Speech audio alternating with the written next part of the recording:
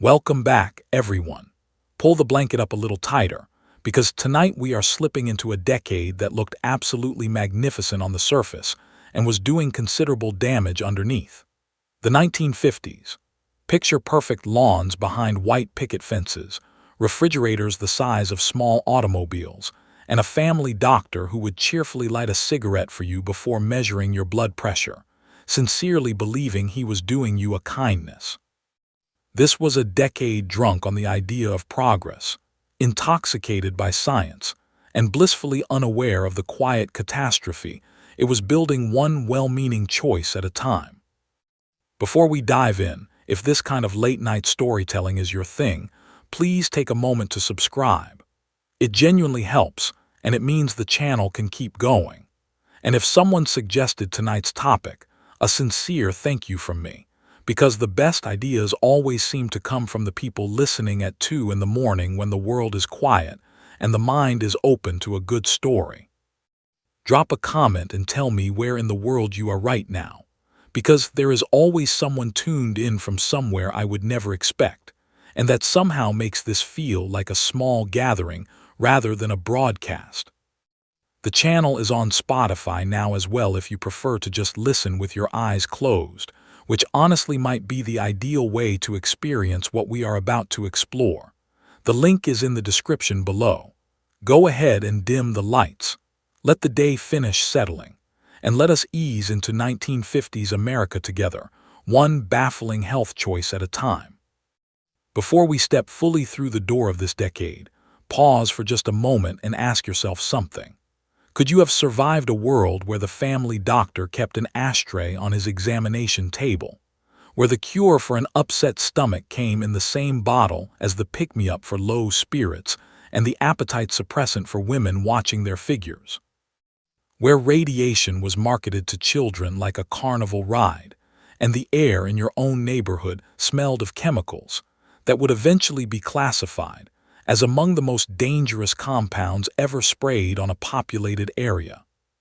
Could you have eaten your way through a decade where dinner came sealed in foil, and the most trusted food in America was a substance that had been stripped of nearly everything nutritious, bleached into something resembling a cloud, and then had synthetic vitamins injected back into it, so the label could promise you an experience richer than anything nature could provide? Because you are about to find out. Congratulations! You have just woken up in the American suburbs, sometime in the early part of the decade, and the world smells of fresh paint, lawn chemicals, and possibility. The neighbors are waving, the television is on, and the medicine cabinet is quietly filled with things that would require a hazmat team in a later era. Good luck, let us begin. The doctor will see you now, and he would like a light first. Let us start where most health stories start, which is in the place you go when something has gone wrong with you. You are sitting in a waiting room that smells of disinfectant and tobacco smoke in roughly equal measure. Everyone in the room is smoking. The magazines on the low table beside you are dog-eared and cheerful, full of advertisements for products that will make your life smoother, your skin clearer, your digestion more regular, and your evenings more tranquil. Several of those advertisements feature physicians. Not just any physicians either. These are the respectable kind, square-jawed and reassuring, the sort of men whose white coats and stethoscopes communicate authority even in a printed photograph. And what are they recommending, these trusted pillars of medicine? They are recommending cigarettes. Not cautiously, not apologetically, not with a disclaimer in small print at the bottom of the page. They are recommending cigarettes with the full weight of their professional credibility, and the advertisements say so plainly. More doctors choose this brand. Among those surveyed, the majority prefer the smooth taste. For the health-conscious smoker, there is simply no finer choice. This is not fringe advertising. It is not running in disreputable publications or pitched at the sort of person who ignores medical advice. It is running in the magazines your doctor has in his own waiting room, and when you are finally called in and sit on the crackling paper of the examination table, the doctor himself may well demonstrate his commitment to the product by having one going already. tapping it gently against the rim of the glass ashtray balanced on his desk. The logic that allows this to happen is not as simple as ignorance, though ignorance plays a significant role. The tobacco companies have been extraordinarily clever about wrapping their product in the language of medicine. They have funded surveys of physicians' habits, which is admittedly different from surveying physicians' opinions, but the advertisement does not make that distinction. They have sponsored medical journals and conferences. They have cultivated relationships with researchers and professional organizations. The result is that the scientific establishment and the tobacco industry have become so thoroughly entangled that separating a genuine medical endorsement from a paid one requires an effort nobody is particularly motivated to make. There are quieter studies beginning to suggest that the smoke and the coughing might be related in ways that matter, that the cancer rates in smoking populations tell a story worth investigating seriously. But those studies are murmured in academic circles while the advertisements shout from every glossy page. And when the choice is between a quiet murmur and a full-color spread featuring a smiling physician, the murmur tends to lose. So you sit across from your doctor, who listens to your chest with genuine attentiveness, hears something worth noting, and offers you two things simultaneously: a diagnosis that requires further monitoring and a cigarette from the case on his desk, because, in his understanding, the nicotine will steady your nerves before the conversation about what the monitoring might reveal. You take the cigarette because refusing it would seem strange, would seem like the kind of anxious overcorrection only hypochondriacs engage in. You light it. The doctor lights his own, leans back in his chair, and begins to explain your situation in calm, measured tones. The room fills gently with a blue haze. Outside in the waiting room, someone coughs. Nobody finds this ironic.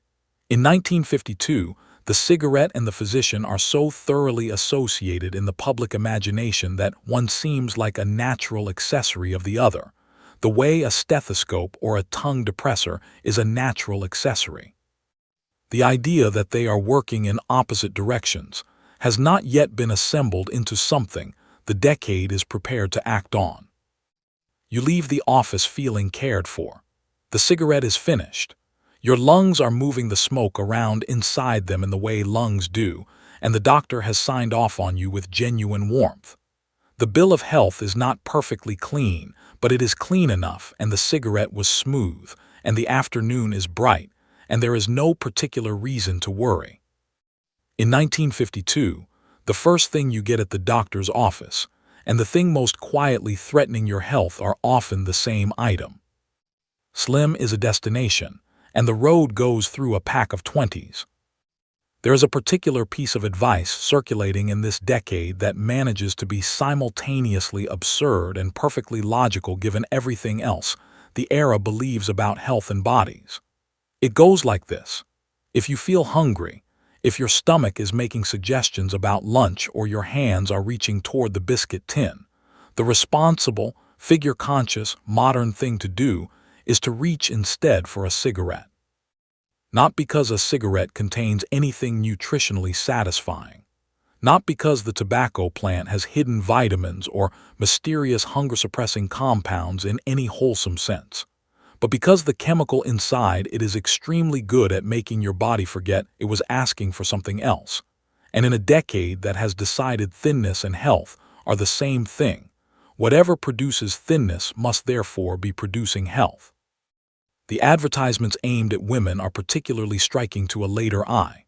They are soft and flattering, the language of a confident friend rather than a salesperson, and they make their pitch with extraordinary directness. You are trying to manage your appetite. You are trying to be the kind of woman who does not linger at the dessert table, who declines seconds with genuine ease rather than white-knuckled willpower. Here, the advertisements say, is a tool for that project. A slim case you can carry in your handbag, a controlled burn for an uncontrolled craving, a way to keep your hands busy and your appetite at bay. The social dimension of this is important because the cigarette in the 1950s is not just a nicotine delivery device. It is a prop of a particular kind of femininity, one that says poised, self-controlled, not the sort of woman who makes a scene at a buffet.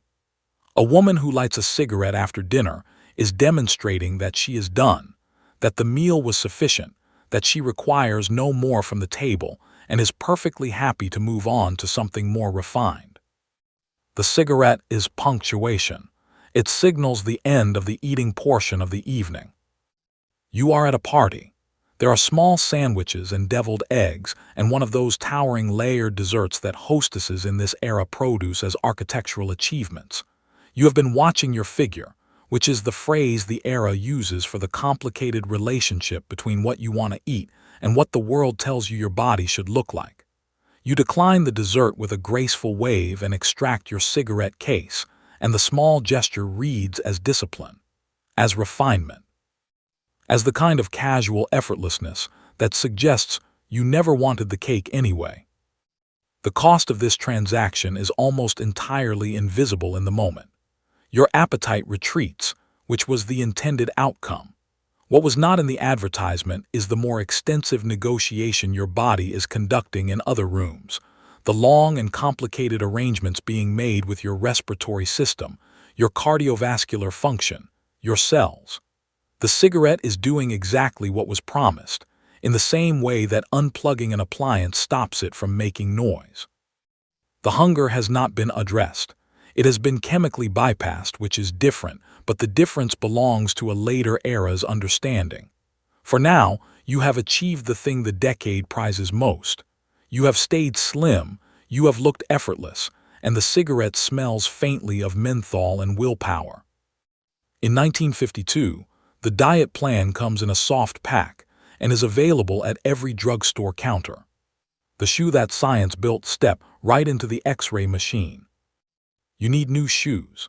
This is a simple problem with, in most eras, a simple solution involving trying on several pairs and walking around the shop until you find one that fits.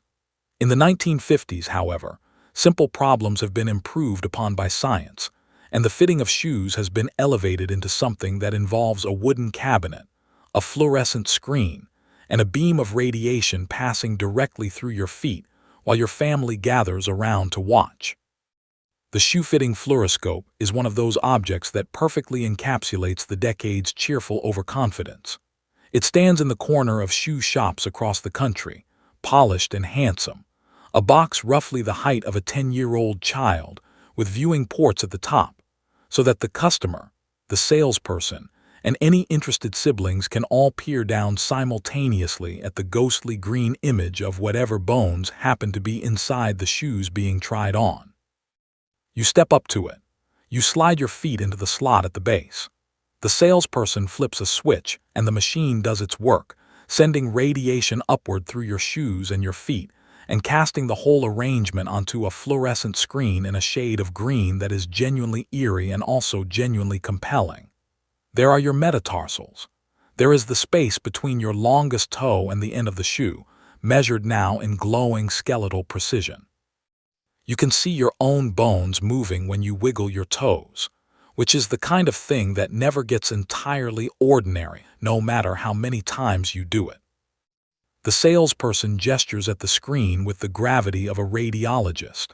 He explains about proper fit, about how the arch sits, about the ideal amount of room for the toes to expand across a long afternoon. He has been doing this for years. He stands beside the machine for the entire working day, fitting foot after foot, directing family after family toward the viewing ports, operating the switch with the casual ease of someone who has been assured, firmly and repeatedly, that the device is perfectly safe.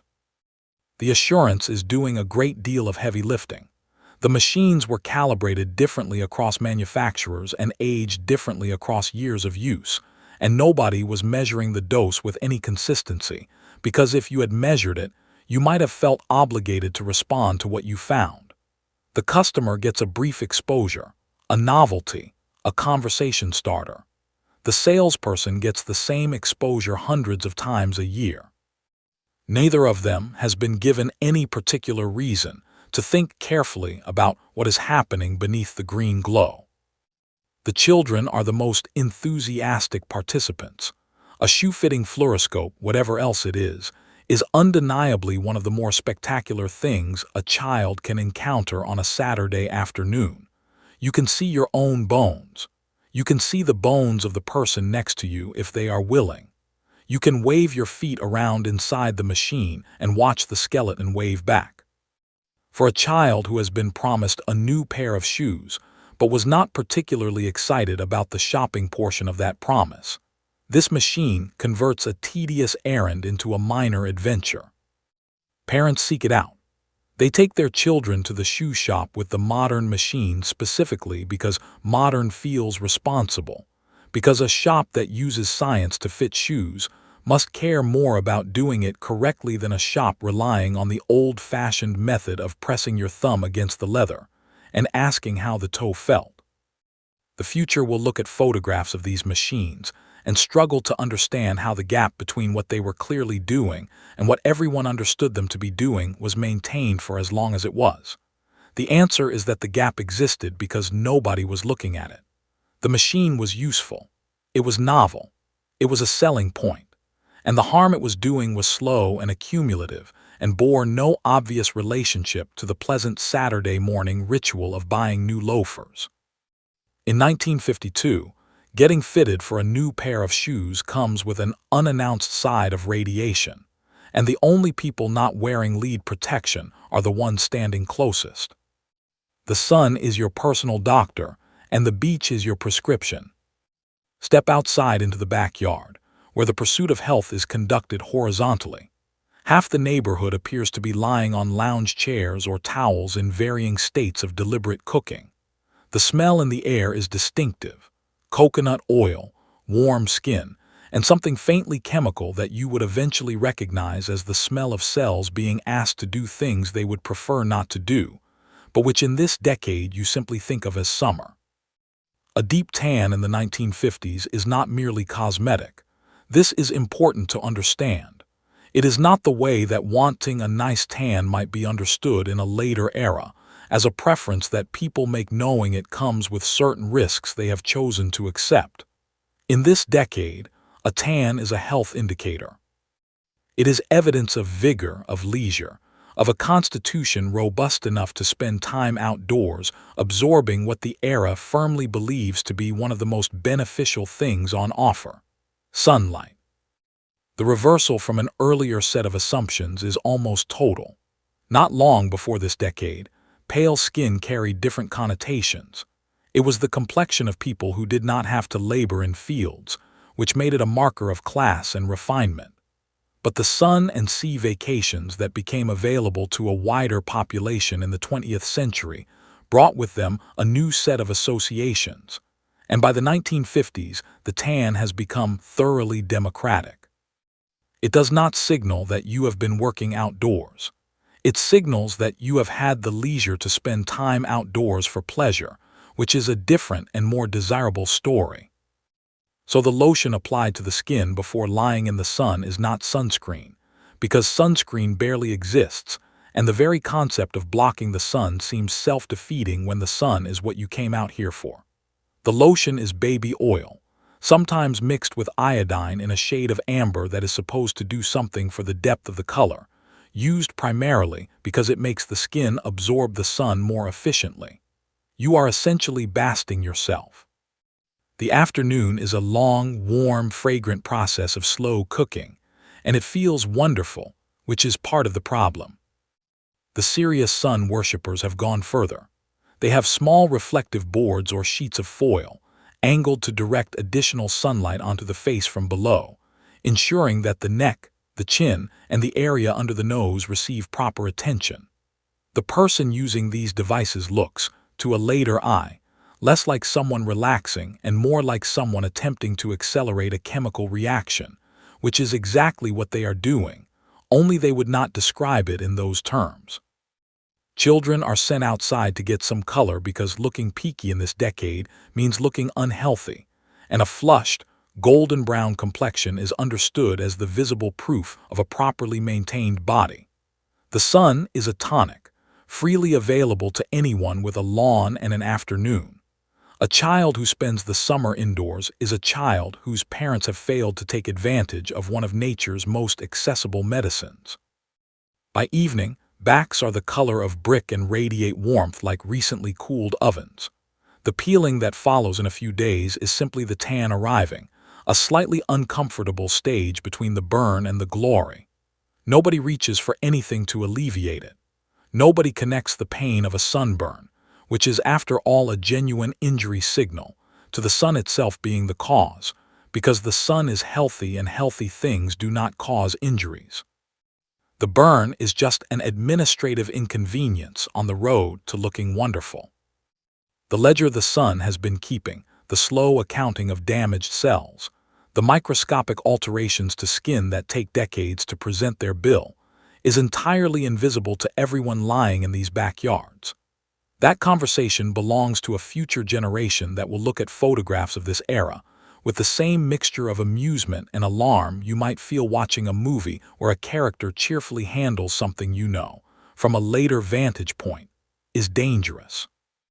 In 1952, health is something you achieve one golden afternoon at a time, lying in the backyard with the oil and the sun, and the comfortable certainty that more of the sun's good work is being done. The miracle of the atom, now available in a mine you can sit in. You have to understand what the atom means to this decade to understand why someone would drive several hours into a rural area, descend into an old mine shaft, and sit in a folding chair breathing radioactive gas for several days on the theory that it would fix their arthritis. The atom ended a war. It did so with a force so overwhelming and so absolute that the people alive in 1952 remember exactly where they were when they heard about it. The bomb was terrible, and it was also, unmistakably, the most powerful thing humanity had ever produced. And the same science that produced the bomb was now being redirected toward peace, toward power plants and medicine, and a future that would be nuclear in the same way an earlier future was steam-powered. The atom was not just a source of energy. It was a cultural symbol of what advanced civilization was capable of doing, and advanced civilization was capable of extraordinary things. Atomic as a word had taken on connotations that had nothing to do with fission. Cereal brands used it, cocktail lounges used it, children's toys used it. It meant modern, powerful, advanced, clean. It meant the future, and the future everyone agreed was going to be wonderful. In a cultural environment that's saturated in this way with enthusiasm for the atom, the leap to thinking of radiation as potentially therapeutic was smaller than it might appear. The logic ran through established channels. Mineral springs had been fashionable health destinations for centuries. People traveled considerable distances to sit in waters with unusual chemical compositions, to bathe in or drink sulfurous or alkaline or ferrous springs in the belief that the minerals would draw out whatever was wrong with them. The spa tradition had ancient roots and a continuous following into the 20th century. It was not considered eccentric. It was considered sensible.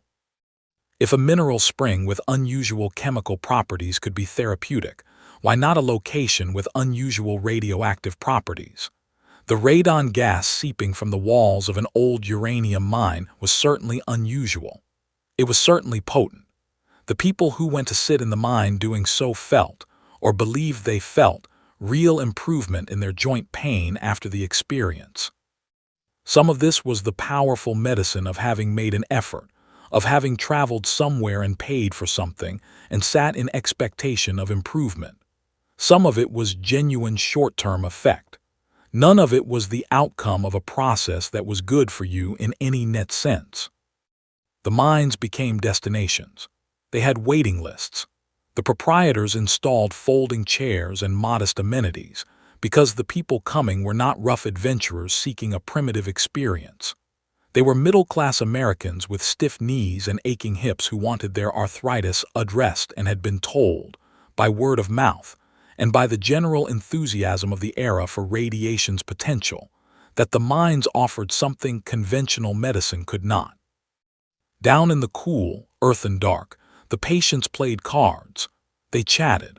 They breathed. They sat for hours at a time in air that was measurably more radioactive than the air they breathed at home, and they attributed the warm and slightly buzzing sensation they experienced to the therapeutic work of the atom knitting their cells back together. The connection between what they were breathing and the risks it carried was simply not part of anyone's calculation, because the decade had not built a framework for understanding the atom as something that could harm you quietly over time. The atom was powerful. Power, applied correctly, healed. This was the logic, and the mind sat at its conclusion. Elsewhere in the decade, the atom's supposed therapeutic properties appeared in more portable forms. Gadgets and devices that promised the invisible benefits of radioactivity. Products that deployed the era's unexamined faith in radiation's mystery and potency to sell things whose primary ingredient was the customer's wishful thinking. The atom was everywhere as a concept, and everywhere it went, it carried with it the implication that more of whatever the atom was doing was probably better. In 1952, the most cutting-edge wellness destination in America is underground, in the dark, and the air quality would concern a later generation enormously. The tonic in the pantry, what grandmother's little helper was actually made of. On a shelf in a great many American pantries during this decade, there is a bottle. It is a pleasant-looking bottle, well-designed, the sort of packaging that communicates trustworthiness and wholesome intent. The label mentions vitamins. It mentions minerals. It mentions the vague and capacious category of energy, which is the thing everyone needs more of and the thing most difficult to argue against wanting.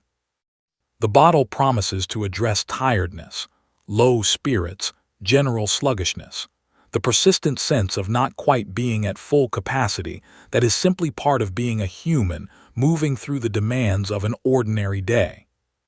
What the label does not mention with equivalent prominence is the ingredient doing most of the actual work. A substantial proportion of the bottle's contents is alcohol, not in a homeopathic trace sense, in the sense of a genuinely significant concentration, enough that a person taking the recommended dose several times a day is consuming the equivalent of a meaningful quantity of spirits, administered in tablespoons under the morally comfortable heading of medicine. The genius of this arrangement is nearly perfect. The decade has a complicated relationship with alcohol. Social drinking is not particularly frowned upon in this era, but the association of drinking with weakness, with ungoverned appetite, with the kind of person who has a nip before noon and calls it maintenance, is a real social pressure. A respectable woman, and many of the tonic's most loyal customers are respectable women, would not consider pouring herself a small glass of something to get through the afternoon. But taking her health tonic, measured carefully into a spoon 3 or 4 times daily, is not drinking. It is self-care. It is the responsible management of one's wellness by a person attentive to the needs of her body. The warmth that spreads through the chest after the spoonful, the gentle softening of the afternoon's sharp edges, the energy that rises and makes the next few hours feel more manageable. These are attributed entirely to the B vitamins listed prominently on the label, and there is no particular mechanism offered by which B vitamins produce these immediate and agreeable effects, because the real mechanism is the one not listed. The marketing around the most famous of these products is a spectacle in its own right. Touring entertainment, celebrity endorsements, testimonials from satisfied customers who swear the tonic has addressed ailments that cover an impressive range of complaint. The testimonials are genuine, in the sense that the customers really do feel better. A product that reliably produces a pleasant chemical relaxation will always generate grateful reviews from people who experience the relaxation and attributed it to something else on the label. When the scrutiny eventually arrives, when questions are asked by people whose job it is to ask questions about what exactly is doing the restoring in a restorative tonic, the empire built on this particular bottle wobbles considerably. But for the years in question, the tonic sits in pantries across the country, administered with a teaspoon and a clear conscience, providing real and immediate comfort through a mechanism its users would have been startled to learn. In 1952, grandmother's afternoon pick-me-up is working exactly as advertised, for reasons that are not on the label. The little pill that made mornings magnificent. There is a moment in the middle of a housewife's morning, sometime in the 1950s, that is not unlike the moment a coin is balanced on its edge. The laundry is waiting. The breakfast dishes are waiting. The children have been sent to school, but the house is not yet responding to the ideal it is supposed to embody. There are floors to do, beds to make, a particular standard of domestic management to achieve, and the body doing all of it is a human body with ordinary human limits that the standards of the era refuse to acknowledge. The little pill fixes this, or appears to. It is prescribed by a doctor, which means it is medicine, which means it is responsible, which means the woman taking it every morning before the day begins is doing the sensible thing rather than the reckless thing. The pill is an amphetamine-class stimulant, or something chemically adjacent to it, and what it does to a person who has swallowed it is unmistakable. The fatigue lifts. The list of tasks stops looking like a weight and starts looking like a project. The house, with its many competing demands, resolves into something manageable. The hands move faster. The mind operates with a precision it does not normally have in the hours before coffee has fully taken hold. The doctors prescribing it are prescribing it for real symptoms. Fatigue, low mood, inability to keep up with household responsibilities. These are genuine complaints, and the culture has spent very little energy asking why a woman might be fatigued or low in mood when her daily responsibilities include an extremely high standard of domestic performance conducted largely alone, and with very little acknowledgement of the effort involved. The pill addresses the symptom with brisk efficiency. The question of what is producing the symptom remains unasked. For students, the pill appears in a different form but with the same essential pitch. You have an examination. You have material to learn and limited hours available to learn it. The pill allows you to work through the night with a focus and intensity that is genuinely unusual, that feels like having accessed a version of your own mind that is sharper and more driven than the ordinary daytime version. The examination material goes in. The hours pass quickly. The paper the next morning gets written. The problem with this arrangement, which presents itself with uncomfortable inevitability, is that the coin on the edge does not stay balanced forever. The sharpness that the pill produces is borrowed time. The bright, manic focus of the morning becomes, by afternoon, something with harder edges, a jitteriness that is not quite comfortable, a heart rate that is slightly too aware of itself, a confidence that has curdled, somewhere around 4 o'clock, into something that resembles confidence less and resembles anxiety more.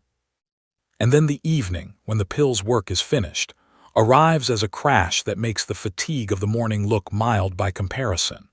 The woman who felt capable of anything at 9 is, by 9 at night, depleted in a way that feels total and irreversible.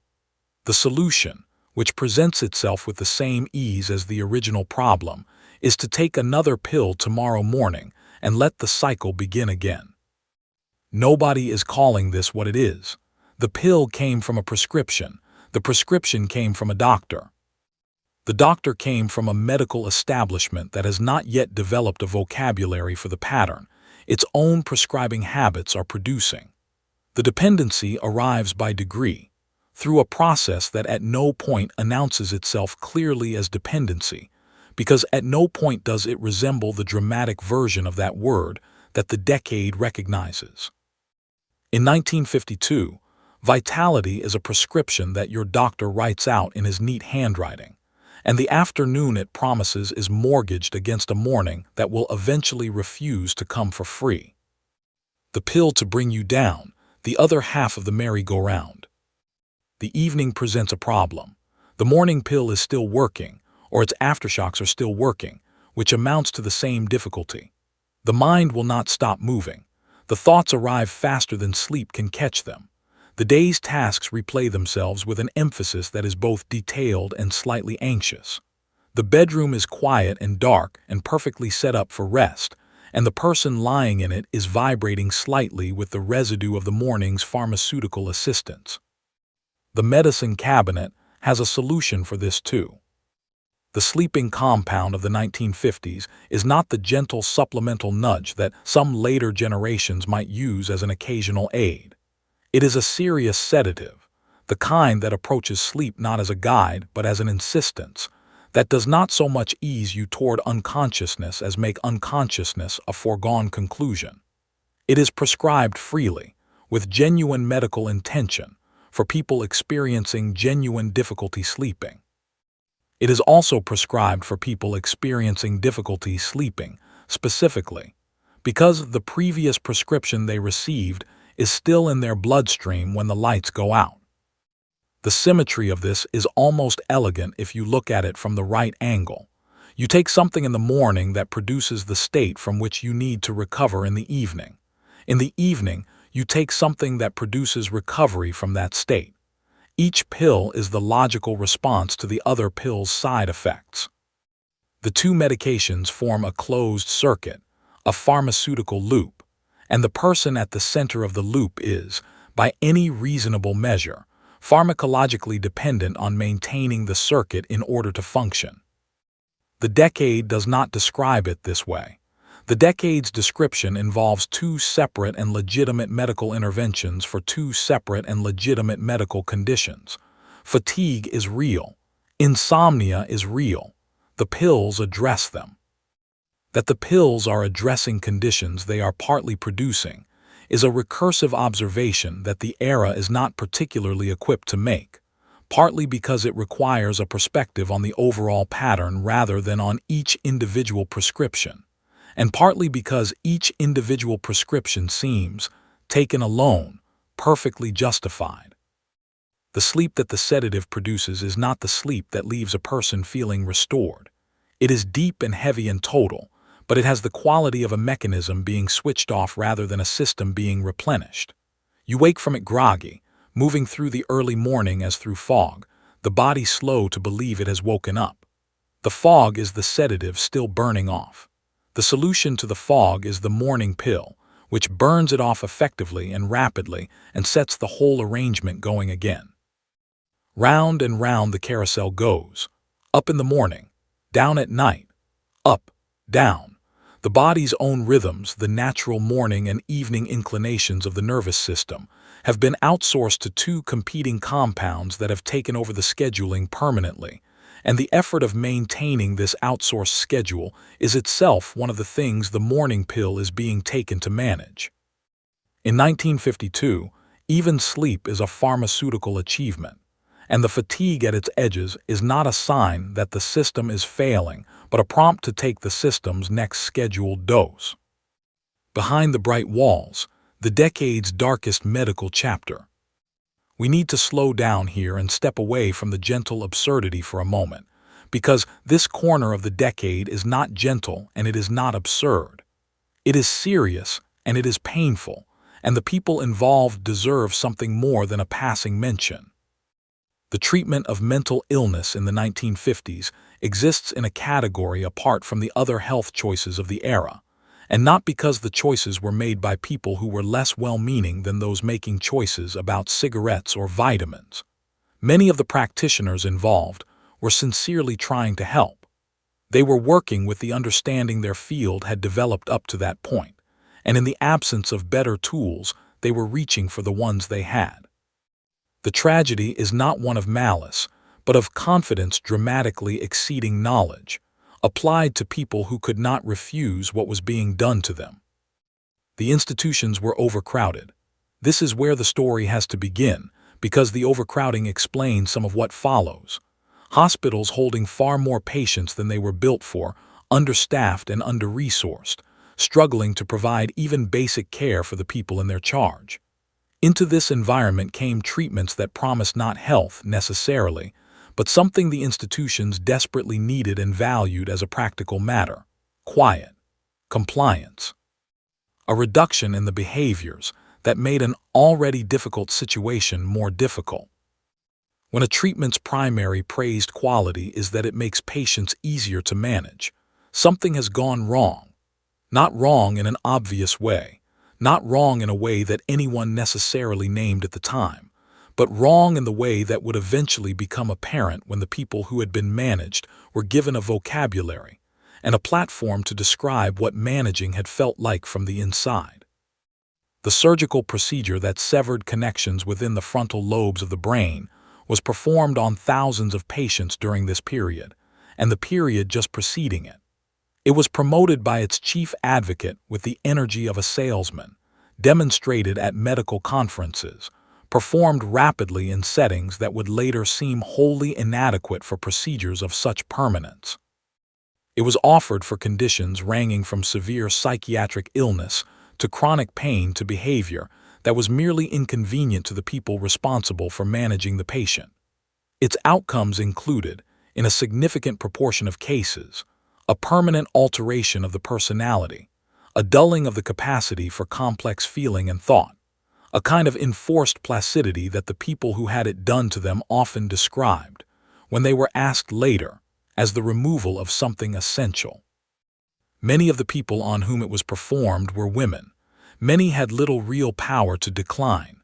The consent process, where it existed at all, did not always operate in a way that gave the person meaningful choice, particularly when the alternative being offered was continued institutionalization.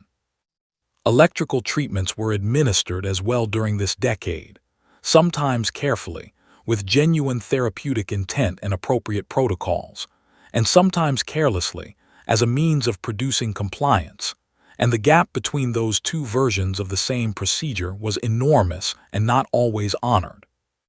The person on the receiving end of the careful version and the person on the receiving end of the careless version had entirely different experiences of what was presented to them, and everyone else, as the same treatment. Looking back, what is most striking is not the existence of imperfect treatments in a period when the science was genuinely underdeveloped.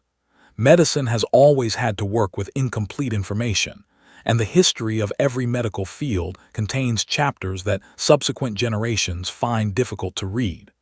What is striking is the certainty, the confidence with which procedures of irreversible consequence were applied to people who could not object.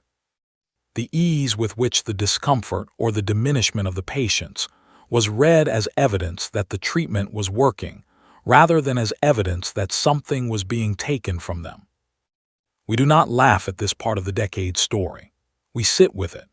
We acknowledge that the understanding of mental illness we have now, imperfect and still developing as it remains, was assembled in part from the experiences of people who did not choose to contribute to it. The bright chrome and the smiling advertisements and the pastel kitchens of the 1950s existed in the same decade as the dim back wards, and the decade preferred to look at its kitchens.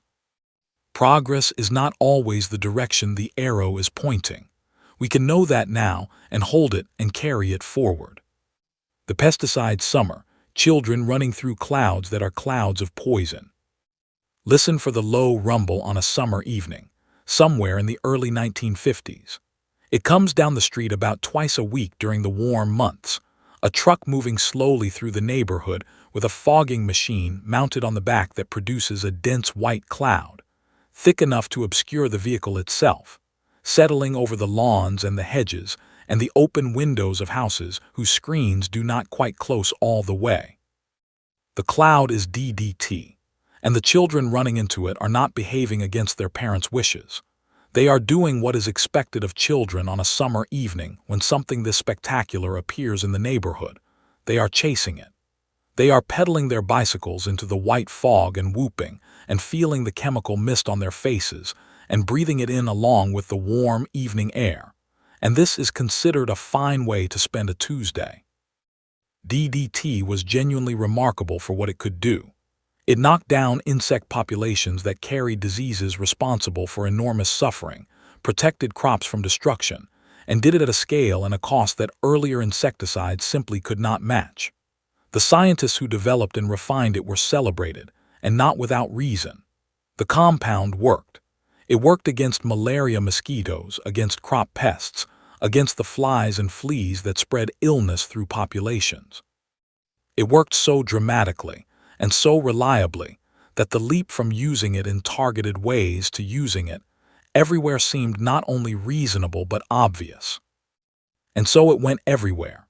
Indoors, where housewives applied it to kitchen surfaces and pantry shelves with the same casual confidence they brought to other cleaning products.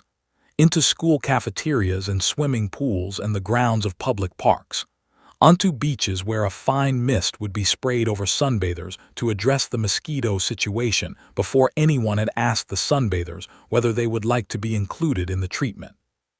The nursery wallpaper was treated with it. This was presented as a benefit, as a feature of the product rather than a potential concern. The room where your infant slept came pre-equipped with a pesticide woven into its decoration. No mosquito would dare approach. The baby would be protected.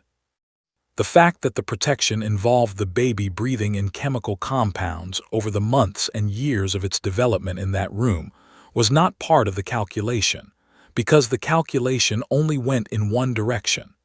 Absence of visible harm equals safety. The visible harm, of course, was not present. You could not see DDT working on anything except the insects it killed, and the insects dying was the intended outcome, which was good. That the compound was doing other things, quieter and slower, that it was accumulating in the soil and the water and the tissue of every creature high enough in the food chain to have absorbed enough of everything below it, that birds were becoming unable to reproduce, and populations were collapsing in ways that seemed disconnected from the chemical, because the connection ran through 5 or 6 links of the food chain rather than directly. All of this was happening. But the tools and the framework for understanding it were still being assembled. The fogging trucks would eventually stop. The book that stopped them, when it was written in the following decade, would be denounced and attacked by the interests that stood to lose from its arguments, because that is what happens to books that tell people something they are not ready to hear. But eventually the argument would be heard, and the trucks would stop, and the children who had run through the clouds would grow up and tell their own children about it as a remarkable story from a different time. In 1952, the smell of a safe neighborhood on a summer evening is white and chemical, and drifts through the open windows with the fireflies. The house was beautiful, and the paint was trying to kill everyone. Walk through the front door of an ideal American home of the 1950s, and the first thing that strikes you is the color. These are not the neutral walls of an uncertain era. The colors are definite and cheerful: pale yellow in the kitchen, mint green in the bathroom, a warm cream in the living room, and something ambitious in the nursery. Whatever color the parents chose to celebrate the arrival of a child into a fresh, bright room. The paint is excellent. It is washable, which is one of its most celebrated qualities, because a washable wall is a wall that can be maintained at the standard the decade demands without constant repainting. It holds its color beautifully. It does not fade in the way older paint fades, going patchy and uneven over time. The walls stay vivid and crisp for years, and the home looks, to anyone standing in it, exactly like the home it is aspiring to be. The ingredient that makes the paint washable, that stabilizes the pigment and gives it the durability that accounts for this quality, is lead. The paint of this era is lead paint, and it is in every room of the house, and it has been applied by people who were proud of doing a thorough job, which means the layers are generous, the coverage is even, and there is a lot of it. As the paint ages, it does what paint does. It develops small chips and cracks, particularly at edges and corners and wherever the surface gets wear. The chips are small and light and drift or fall, or are found by the people most likely to find small light things on floors and surfaces and put them in their mouths, which is to say, small children. And lead paint chips have a quality that makes this especially worth noting. They taste faintly sweet. This is a property of the lead compound rather than a deliberate feature, but its effect is the same regardless. A toddler who finds a chip of lead paint and tastes it finds nothing alarming. It does not taste poisonous. It does not produce immediate distress.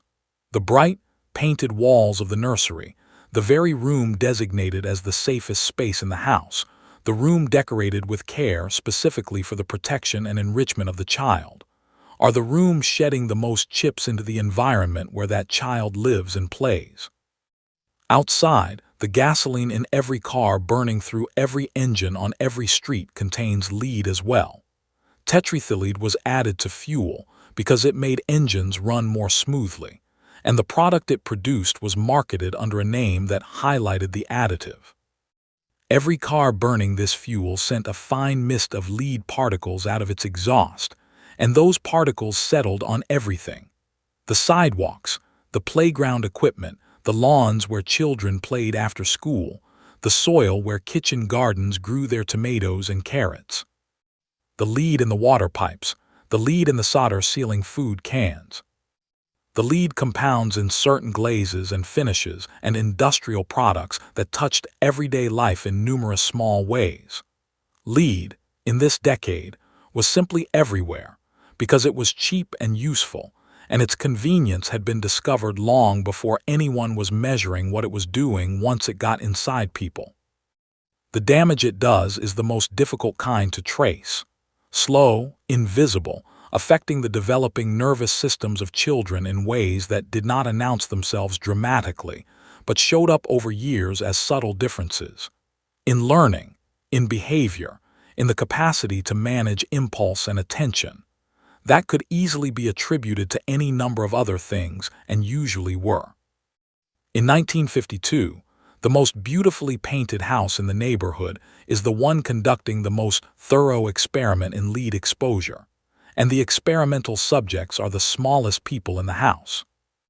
The miracle mineral in the walls, the floor, and the cigarette filter.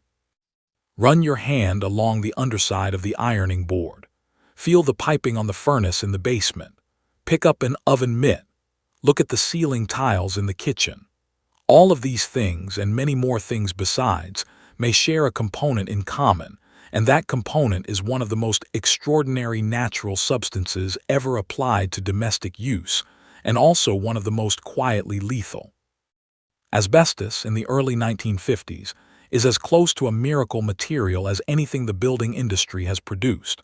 It resists heat to a degree that most materials simply cannot match.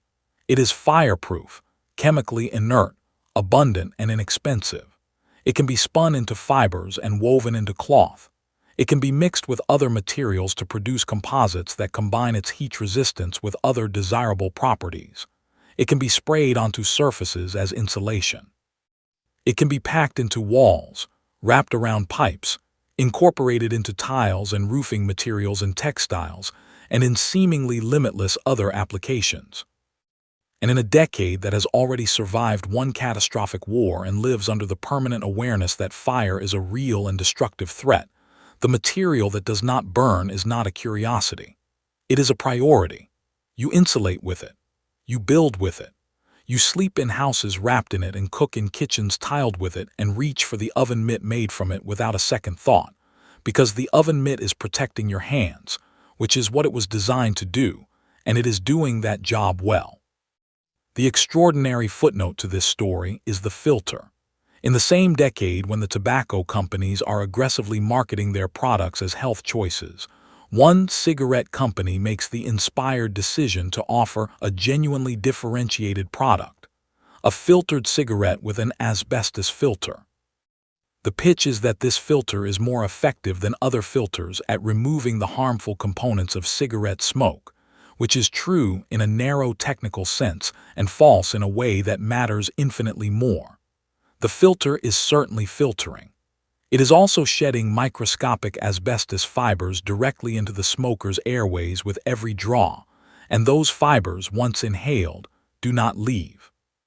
The combination achieved by this product is remarkable even by the decade's formidable standards. You have a product that is already known, by anyone paying attention, to produce respiratory harm, combined with a filter that adds a second source of respiratory harm while being marketed specifically as the health-conscious smoker's choice. The customer who reaches for this product is trying to take better care of themselves. The effort is genuine. The outcome is not what they intended. The reason asbestos could be used in all these ways, for all these years, without a sufficient alarm being raised is the same reason so many of the decade's dangers persisted. The harm was patient. Asbestos-related disease takes years, sometimes many years, to manifest. By the time the person who spent their career working with the material developed symptoms, the material and the career were decades in the past, and the connection required a kind of careful epidemiological work that was not being done because there was no particular reason to do it. The worker lagging pipes in the basement, the insulation installer, the mechanic working with certain brake materials, the floor tile installer. These people received exposures many times greater than the homeowner who simply lived in a house the material had been built into, and the diseases that eventually appeared in these populations are among the most clearly documented cases of occupational illness in the 20th century. But the documentation took time, and the time it took was measured in people. In 1952, the safest thing in your house is also the thing most thoroughly woven into every surface of it, and both of those things are asbestos. Sugar is energy and energy is health, so sugar must be health. The logic is so clean that it is almost unfair to examine it closely, because close examination is precisely what it cannot survive. Sugar gives you energy. This much is demonstrably true. Your body processes it quickly, produces a rapid increase in the glucose available to your cells, and you feel, for a period afterwards, more alert and capable than you did before. This is an observable phenomenon. Many people in this decade have observed it multiple times daily and found it consistent. Therefore, the era reasons, with the confidence of someone who stopped walking at step 2 and considers themselves to have arrived. Sugar is healthy. It is a health food. It is energy food. An athlete needs energy, and athletes are healthy, and therefore what athletes need is what healthy people should consume, and that means sugar is at the center of the story of athletic performance and physical well-being and robust living in general. The advertisements for sugar in this decade are cheerful and direct and make claims that would raise eyebrows in a later regulatory environment. Sugar is positioned as a pick-me-up for the flagging housewife, a reward for hardworking children who have earned something energizing, a sensible snack for the person who needs to get through the afternoon without slowing down. It is a fuel, and the language around it is the language of fuel. You top up, you replenish, you give your body what it needs to perform. The advice about using sugar as an appetite management tool is particularly striking. It appears in various forms across the decade's wellness literature, and has a certain surface logic if you have committed to not examining anything below the surface. A small amount of something sweet before a meal will take the edge off your hunger, the thinking goes, which means you will eat less at the meal, which means the sugary thing has done you a favor.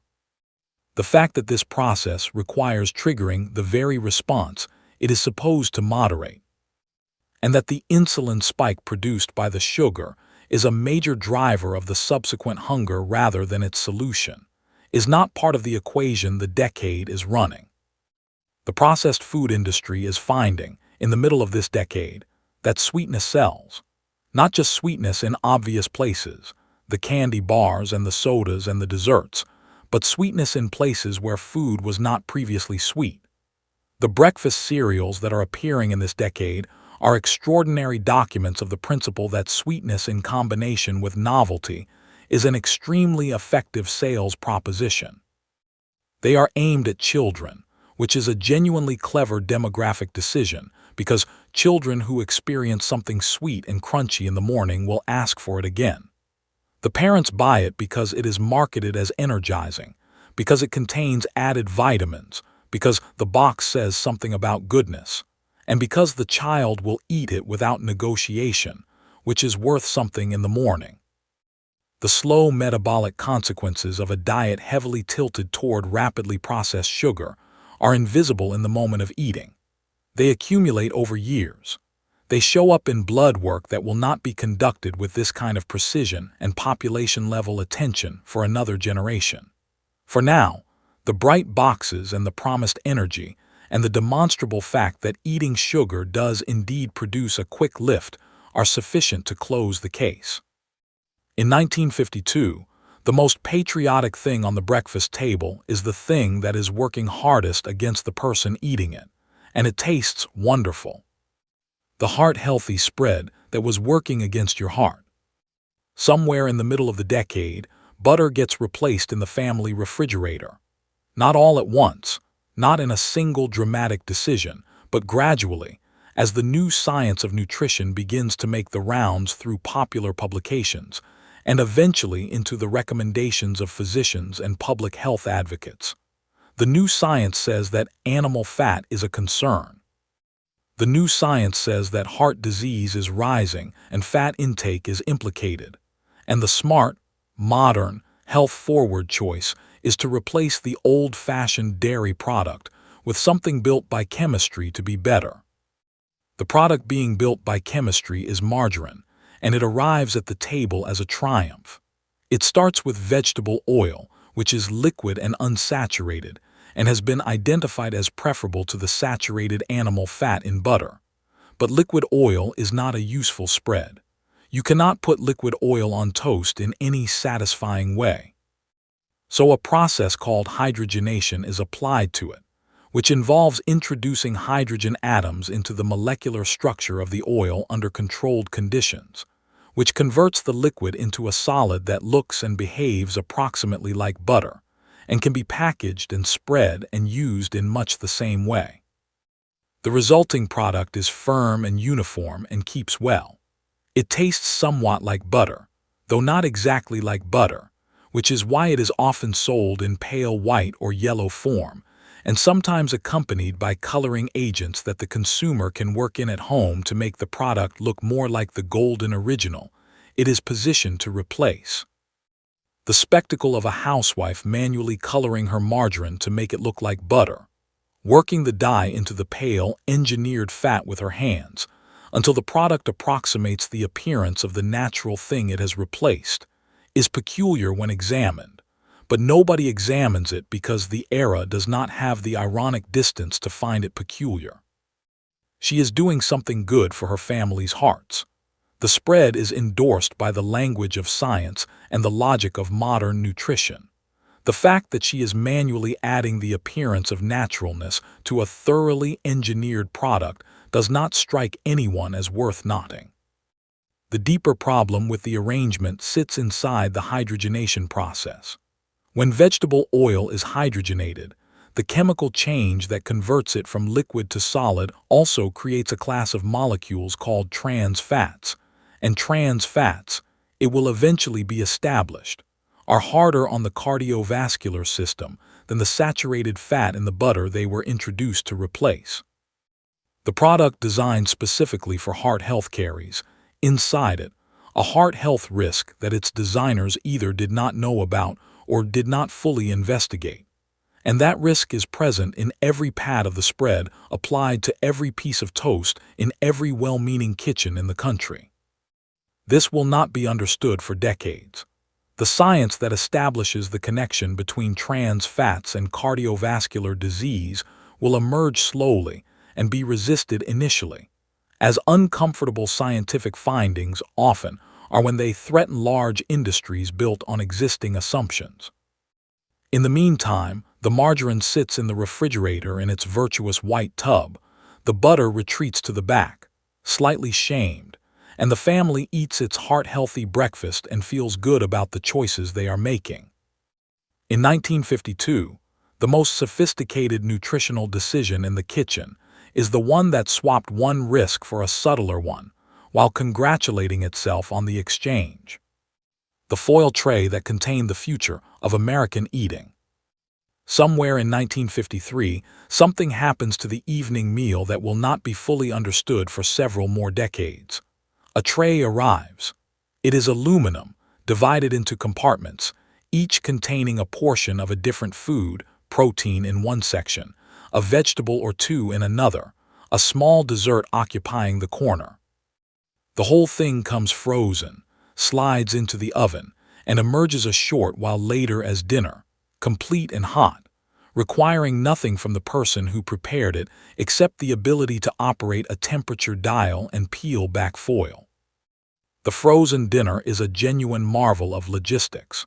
Getting food into a state where it can survive weeks of freezing, be shipped across the country, sit in a freezer case, travel home in a bag, and then be heated into something that is recognizably a meal is no small engineering achievement. The companies producing these trays have solved real problems of food safety and supply chain management. The product works in the sense that it is consistently food, consistently safe to eat, consistently warm when it comes out of the oven. The marketing around it is a portrait of the decade's values. This is not presented as a shortcut or a concession to convenience at the expense of quality. It is presented as the scientific future of eating. The meal has been assembled by professionals who understand nutrition in ways the home cook might not. The portions have been calibrated. The components have been selected.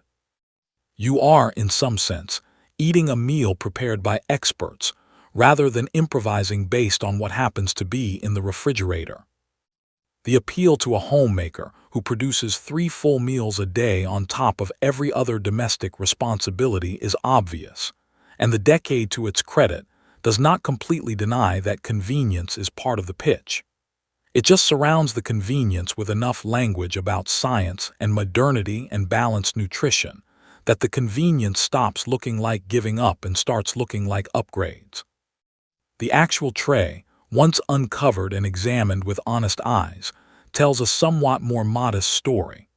The meat has survived the freezing process in a way that has changed its texture in subtle but noticeable ways. The vegetables have taken the cold and the heat and arrived at a particular consistency that is their own and not quite what fresh would be. The compartmentalization that keeps the components separate means they interact with each other only on the plate rather than during cooking, which is not the worst thing but is different. The dessert section is frequently the truest representation of the meal's actual aspirations. Small, sweet, a token gesture toward completion. The family eating these dinners in front of the television is participating in several things simultaneously. They are eating. They are watching. They are taking the evening meal out of the kitchen and into the living room, which is a spatial rearrangement of family life that will have consequences nobody is tracking yet. They are also, without knowing it, beginning to hand over the management of their family's nutrition to decisions made by people in factories, rather than by anyone who knows their family, their health, their preferences, or their specific requirements. This transfer, small and convenient and genuinely helpful in the short run, will accumulate over decades into a significant shift in the relationship between Americans and their food. But the first tray is just dinner, and it is warm, and it requires almost nothing. In 1952, the most modern meal you can serve is the one that arrived already decided. Gelatin, the transparent prison for everything on the menu.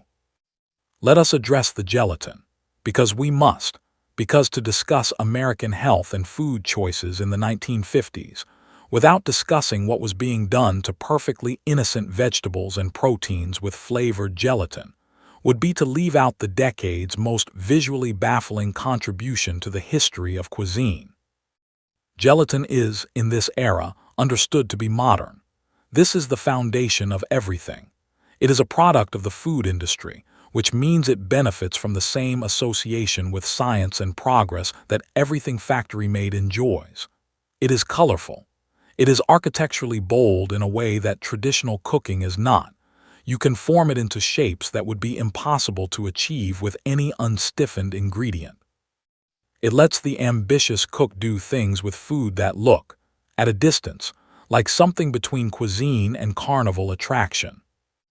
It also has the significant marketing advantage of being presented as light, which in the 1950s context means it fits neatly into the era's preference for foods that look disciplined and controlled rather than indulgent and heavy.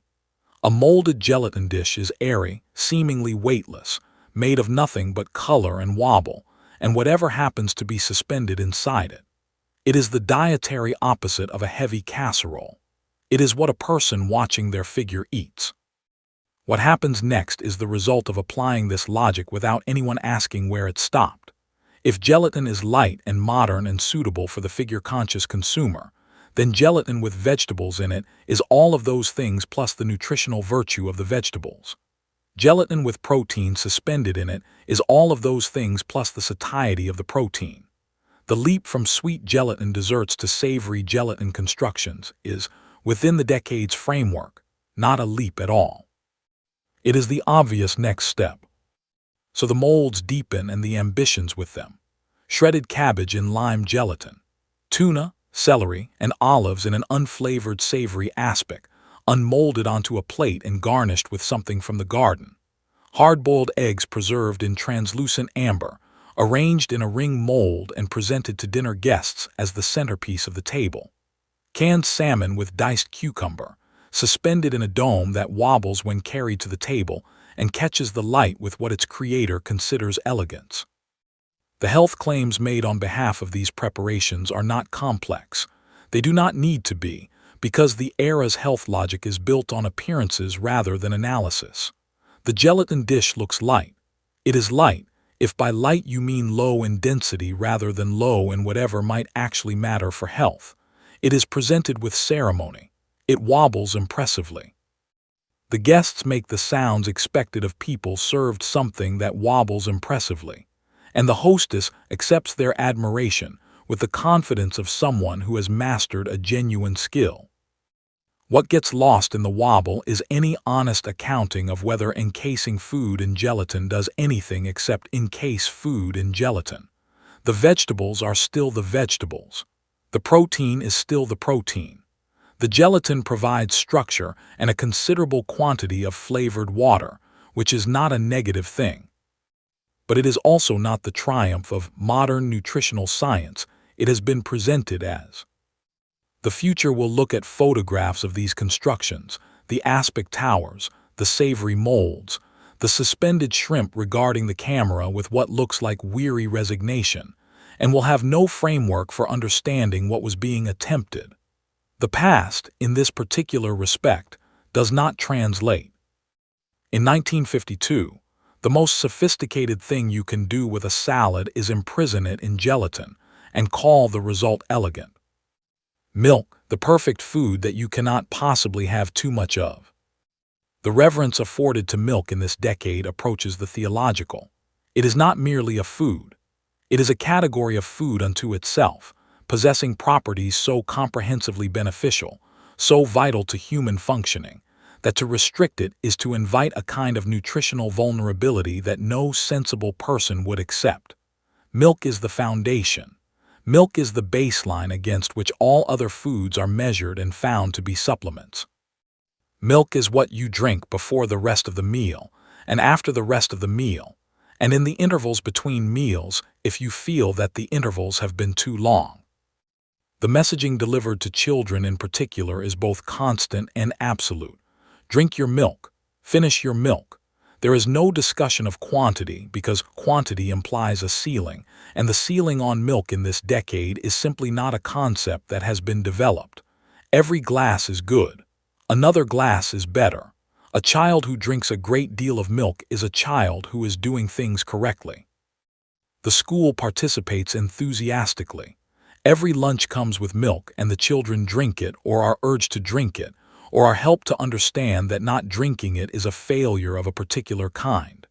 The glass at lunch is not optional. It is the nutritional anchor of the meal, the thing around which everything else is arranged. The sandwich and the apple and the cookie are the supporting cast. The milk is the purpose. This is not without basis. Milk does contain things that bodies need. The calcium and the fat and the protein are real. The concern about vitamin D, about the deficiency diseases that plagued populations without access to diverse nutrition, is also real. Milk is a reasonable way to address several nutritional needs simultaneously, particularly for children who might otherwise be eating very limited diets. The problem is the transformation of a sensible dietary component into a universal prescription delivered without calibration. Not every body processes dairy with equal ease.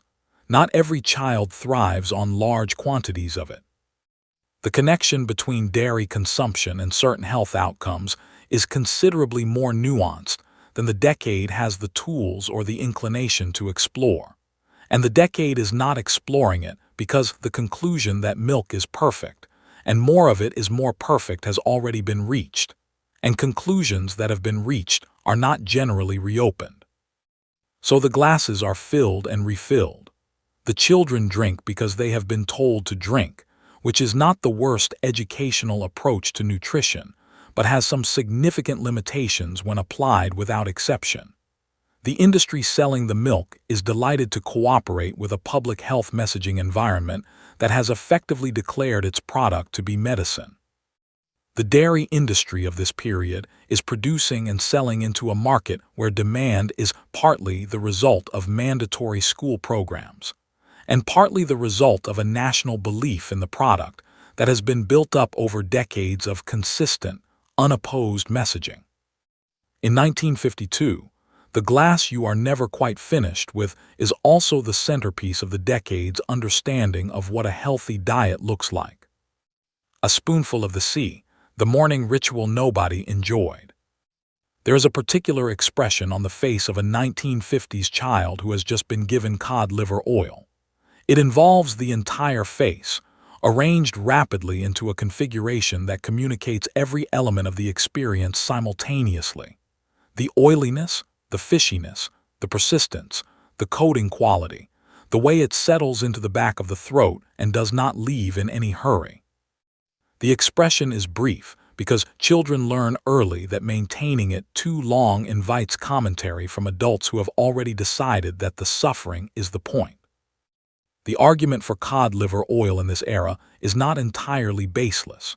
The oil contains nutrients that are genuinely useful, and in the context of earlier decades when dietary deficiency was a serious public health problem, its prescription for children was a reasonable response to real risk. The 1950s are carrying forward a practice that made good sense in harder times and have not yet asked whether the times have changed enough to reconsider the practice. They have not reconsidered it. The spoon comes out every morning with the same certainty as the cereal and the milk, and the child faces it with the same resignation as weather. You cannot argue with the spoon. You cannot negotiate with the spoon. The spoon represents the accumulated authority of every previous generation that also faced the spoon and also disliked it intensely, but was also, by the logic of the adults administering it, made more robust by the experience. This is the detail that sits at the center of the cod liver oil ritual and makes it distinctively of its time. The belief that medicine that tastes bad is more powerful than medicine that tastes acceptable, and that the difficulty of taking it is itself a form of benefit. Suffering and health are understood to be related, to run along the same track, so that the ordeal of the morning spoon is not a flaw in the treatment, but evidence of its effectiveness. A supplement that tasted of nothing in particular would be suspect on those grounds alone. The manufacturers have tried. There are versions flavored with citrus or mint, brave attempts to conceal the deep and patient fishiness beneath something more agreeable to the human palate. The fish tends to win. It asserts itself in the aftertaste regardless of what has been layered over it, surfacing eventually from beneath any flavoring like something from the deep that will not stay submerged. The child who is given the flavored version and finds it briefly tolerable discovers its true character in the finish and updates their assessment accordingly. What endures from the ritual is not the nutrients but the memory.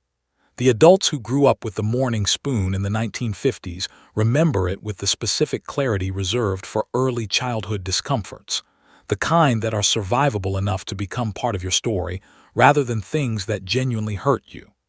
The smell, if they encounter it decades later, produces an immediate physical recall that bypasses the rational mind entirely. It is the decade's most democratically shared sensory experience. Available to children of nearly every household regardless of region or income, delivered daily with genuine love and genuine wrongheadedness in approximately equal measure. In 1952, The price of a healthy childhood is paid in the morning, by the spoonful, and the bill tastes of the bottom of the ocean. The machine that jiggled you thin. Step into the reducing salon, which is what certain fitness establishments of this era call themselves, and take a moment to appreciate the equipment. Along the walls are a series of devices that share a design philosophy best described as, what if exercise but from the outside? There is the belt machine, which wraps a wide canvas band around the user's middle and vibrates it at considerable speed. There are rollers that pass over the thighs with mechanical persistence. There are motorized contraptions of various configurations, each constructed around the premise that the body can be reshaped from without if sufficient mechanical force is applied to the relevant areas. The customers using these machines are not being misled exactly, in the sense that the machines are doing precisely what they claim to do. The belt is vibrating. The rollers are rolling. The mechanical intervention is occurring.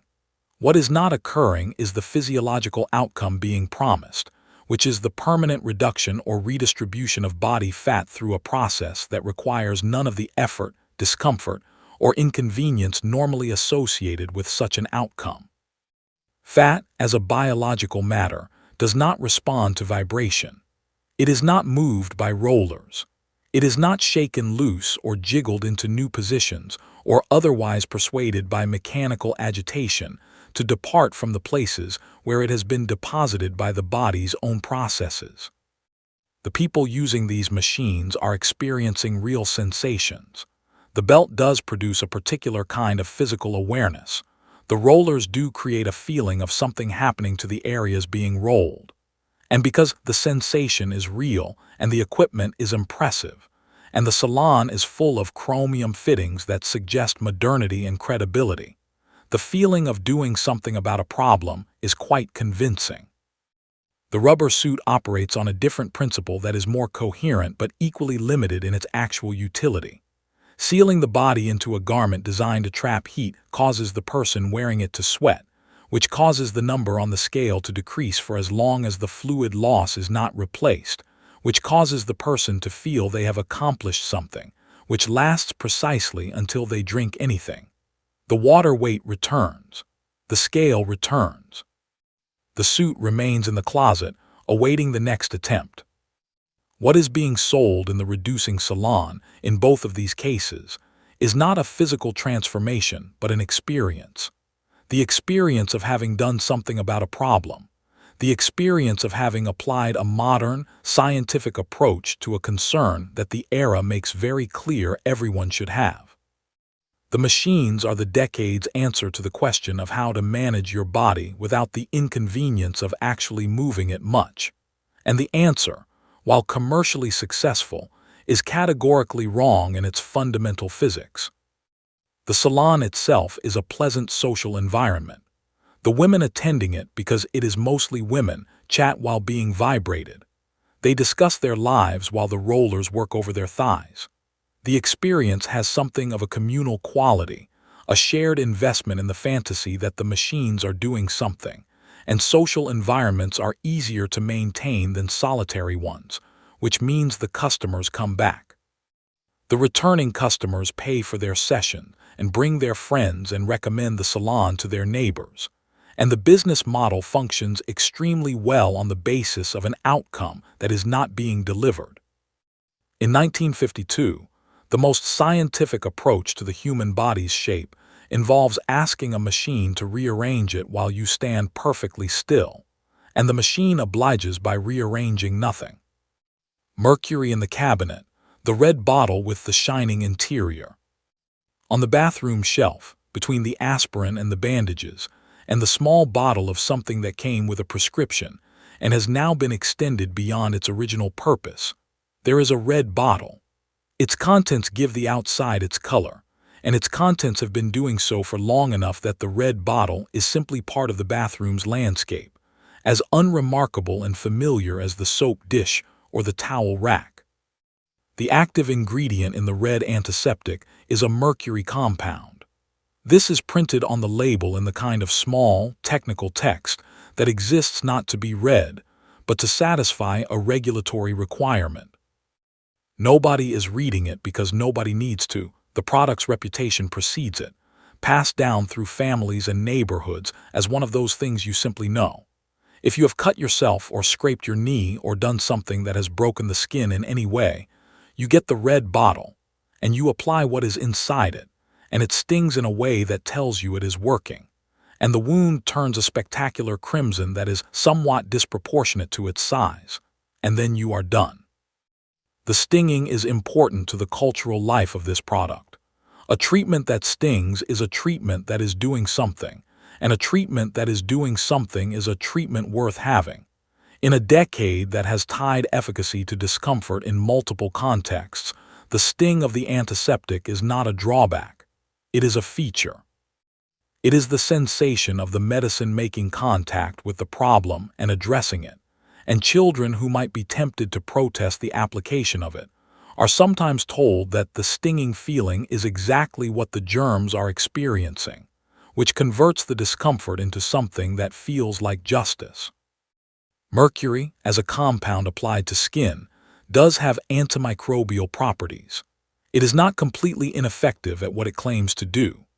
The problem is that it is also mercury, and mercury has other properties beyond antimicrobial effectiveness, properties that relate to what happens when a heavy metal compound is absorbed through the skin over repeated applications across many years, and those properties are not reflected in the marketing. In the same bathroom cabinet, alongside the red bottle, is the thermometer. The glass tube contains a thread of liquid mercury sealed inside it, and when you are feverish, the thermometer goes under your tongue, and the mercury inside it responds to the temperature change by moving along the calibrated scale, and you hold it in your mouth for the required time, and then remove it and read the number. And this is how body temperature is measured in this decade. Glass thermometers break. This is a fact of their existence, and everyone who has kept one in a house for any length of time has experienced it. The thermometer that falls from the bedside table, the one bitten through by a patient who fell asleep with it in their mouth, the one that is simply old and experiences a structural failure at an inopportune moment.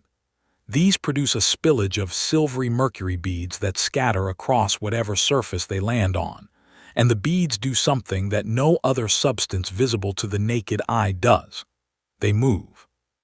They roll and merge and divide and respond to the slightest agitation, with a liquid mobility that looks like nothing else in the physical world. Children encountering spilled mercury are looking at something genuinely unlike any other thing they have seen. The beads chase each other. They coalesce when you push them together. They separate when you push them apart. They travel in impossible-seeming curves. They catch the light in a way that makes them look like tiny mirrors in motion.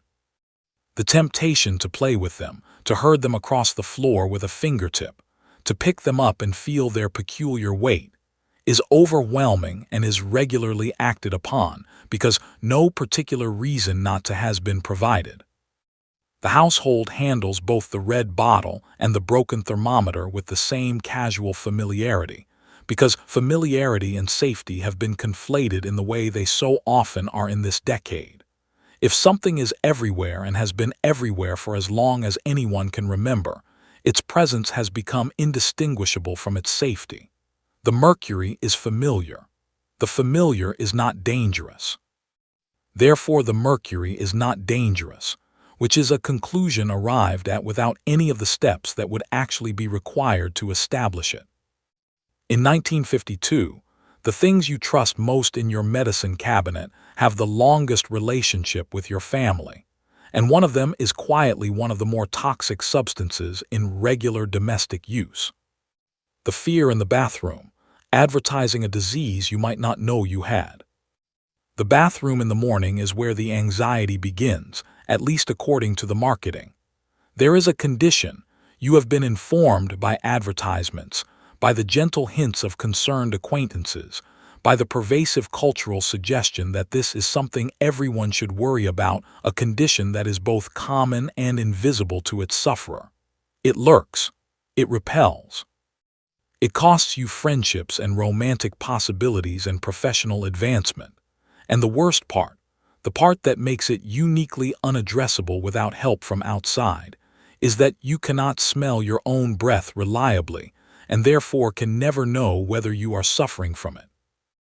Bad breath as a medical crisis is a marketing invention of the early 20th century, refined and perfected in the 1950s into something that generates genuine anxiety.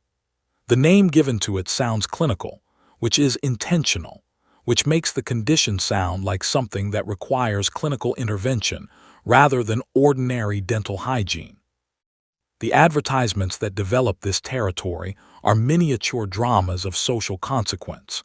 The woman who cannot understand why she is always overlooked, the man whose colleagues don't invite him to things, the small daily mysteries of social failure attributed, in the advertisement's resolution, to the condition that everyone is too kind to mention.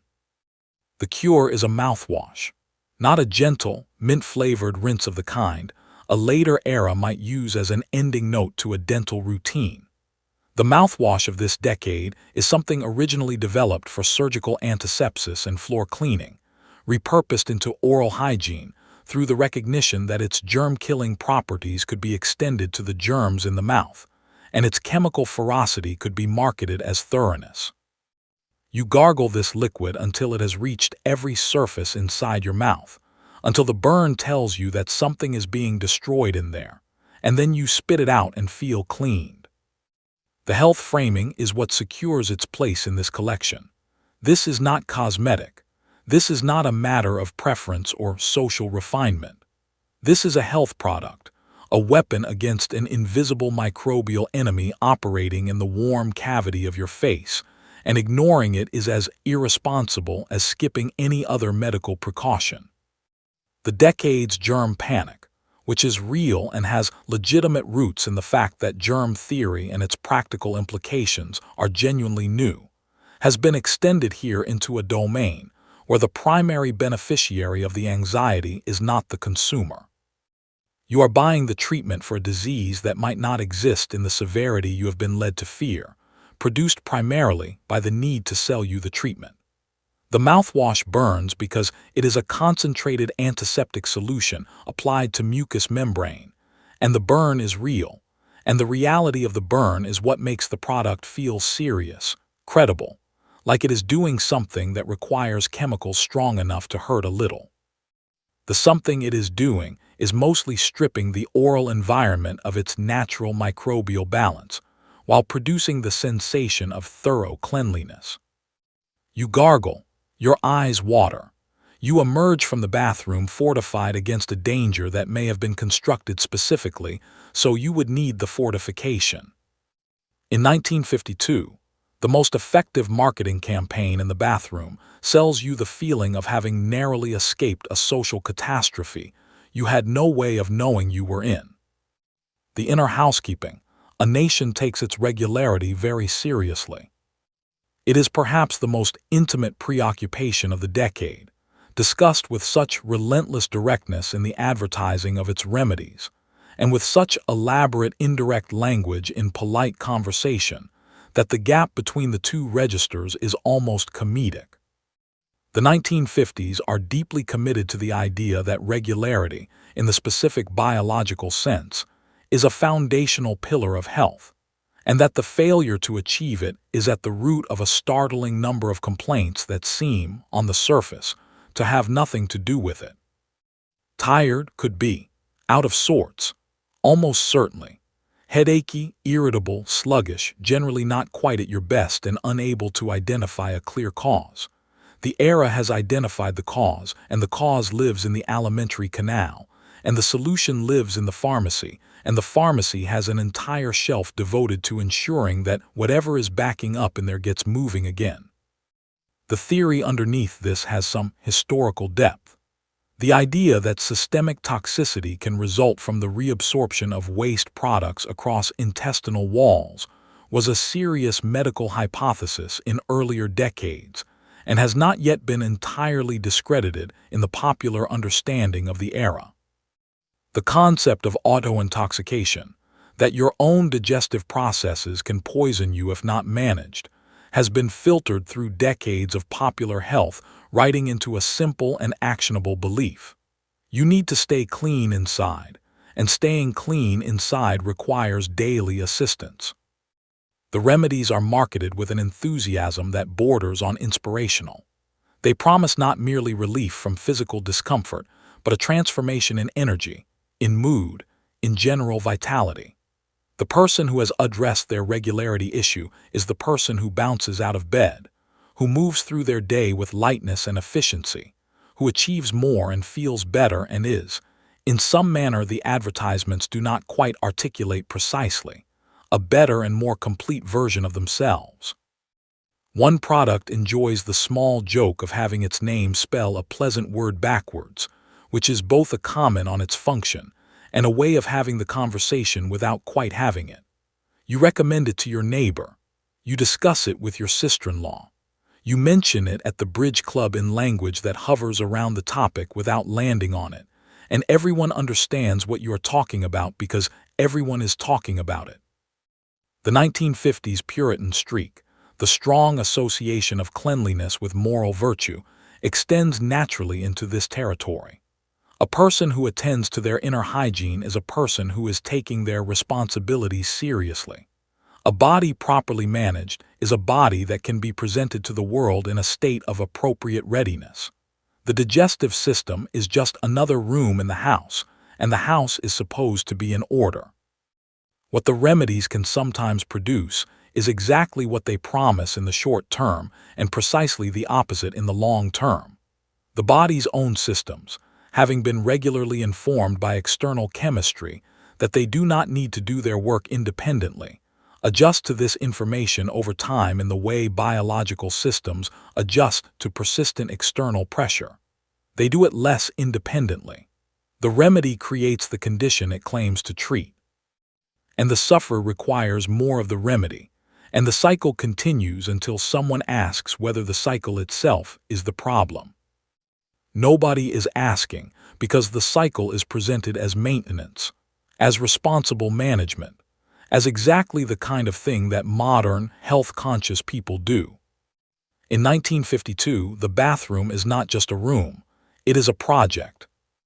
The sweetness without consequence, chemistry fools the tongue. By the middle of the decade, sugar anxiety is beginning to develop alongside sugar enthusiasm, which is the natural result of enough people having been told simultaneously that sugar is health, and also that weight is health, and also that too much of the wrong things will expand you in ways the era disapproves of. These beliefs cannot all be true simultaneously, and the resulting cognitive discomfort creates a market for something that offers the sweetness without the mathematics. The artificial sweetener arrives, and it arrives speaking the language the decade finds most reassuring: science. It is a product of the laboratory.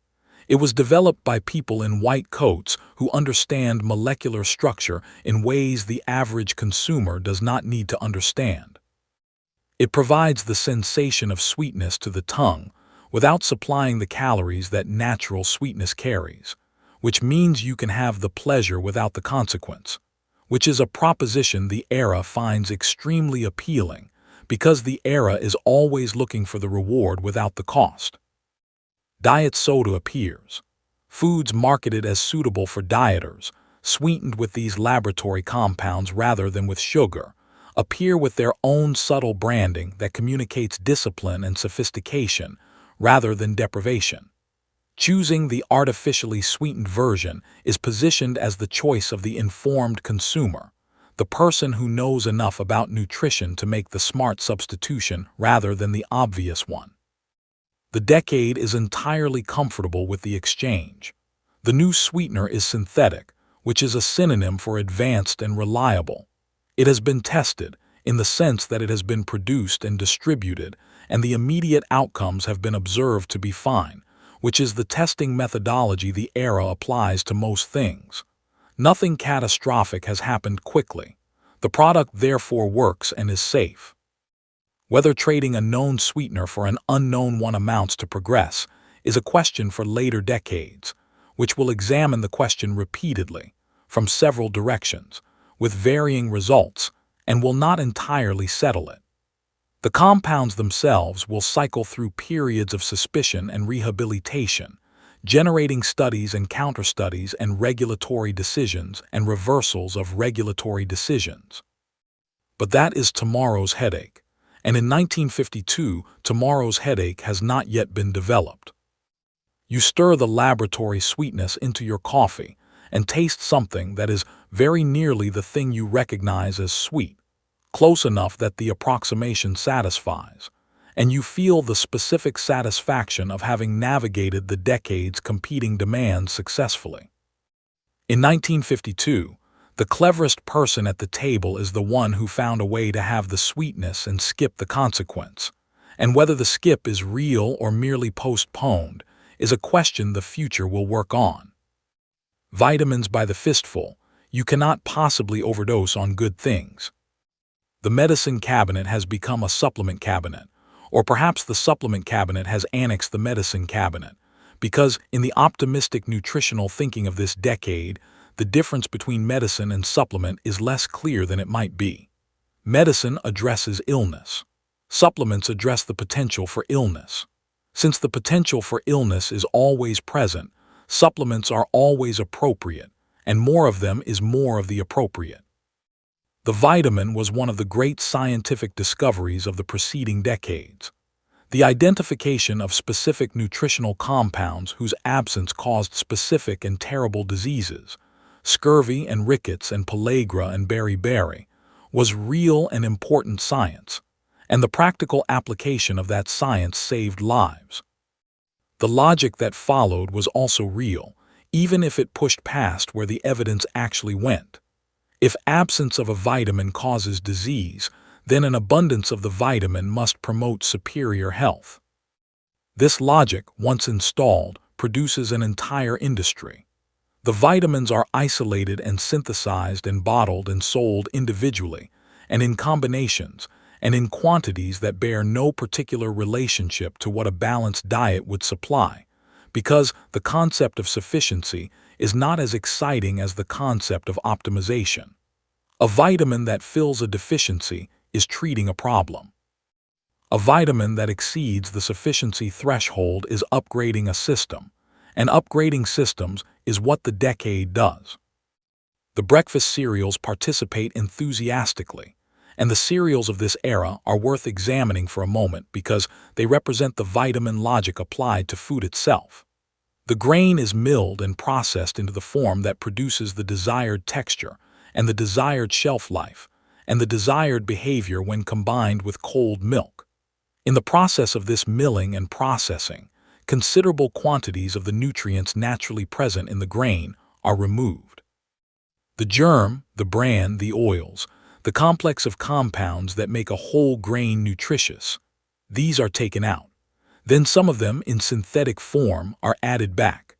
Then the box announces that the product has been enriched or fortified, which makes it sound like the processing was an improvement rather than a partial reversal of a loss the processing itself caused. The consumer buying the fortified cereal believes they are getting something better than the unprocessed grain. The consumer is getting something different.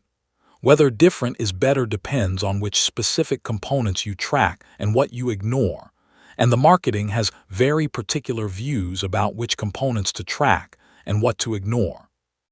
The supplement industry runs alongside this, offering concentrated versions of whatever the cereals and the vegetables and the dairy products are supposed to contain, in quantities that the era's logic suggests can only be beneficial.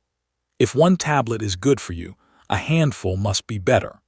The bottle advises one tablet daily. The consumer who feels that their requirements are above average, or who simply has the feeling that more is better, takes more. Nothing dramatic happens. Nothing dramatic would happen. The surplus vitamins in most cases are simply processed out. The experience of taking them is the experience of feeling that you are doing something, and the feeling of doing something is itself a kind of health, or close enough. In 1952, the road to perfect health is paved with tablets you swallow every morning with a glass of milk. and the only limit on how many is the size of the bottle. The whitest bread in the history of grain. There is a loaf in the kitchen that represents everything the decade believes about food. It is white. Not white in the natural sense of grain that has been milled with some care.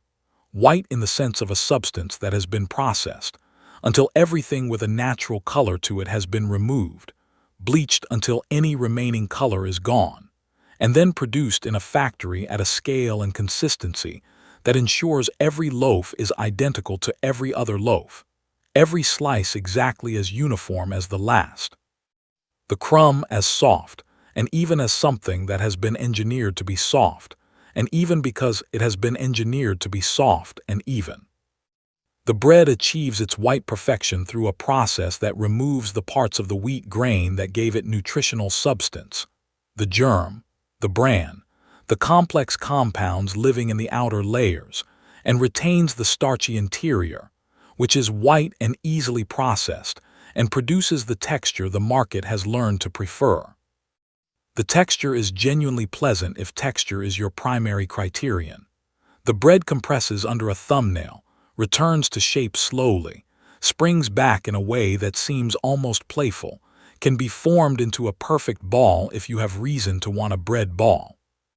The label says enriched, which is doing work. Synthetic B vitamins and iron, among other things, have been added back into the bread after its processing removed the natural versions. The enrichment is real, in the sense that these compounds are genuinely present in the finished product. Whether their addition constitutes a nutritional triumph or a partial restoration of what was lost in manufacturing, and whether there might be things in the original grain that were not added back because nobody yet knew they were missing, are questions the label does not engage with. The housewife buying this bread feels good about her purchase. It is modern. It is consistent. It is clean and predictable and responds to her kitchen in ways that a denser, whole-grain bread might not. The sandwich built from it holds together. The toast it produces is even. The children accept it without negotiation, which is a consideration that a later era of demanding pediatric nutrition advisors has perhaps undervalued. You can make a peanut butter sandwich on this bread, and the child will eat it, and that is something. The factory that produced the bread would like you to know that it has solved the problem of bread's natural variability. Every loaf that leaves the facility is the same as every other loaf. This is presented as quality control. It is quality control of the bread's dimensions, color, texture, and shelf behavior. Whether it is quality control of the bread's value as food is a different question, and the answer depends on whether you define quality as consistency or as nutritional content, and the factory's definition is clearly the former. You make your toast from the enriched white loaf, spread it with the margarine that science built, and sit down to a breakfast that the decade's entire food industry has conspired to produce for you. Every element has been optimized. Every element has been improved. Every element is something other than what it presents itself as. And it tastes, you must admit, excellent in the way that things specifically engineered to taste excellent tend to.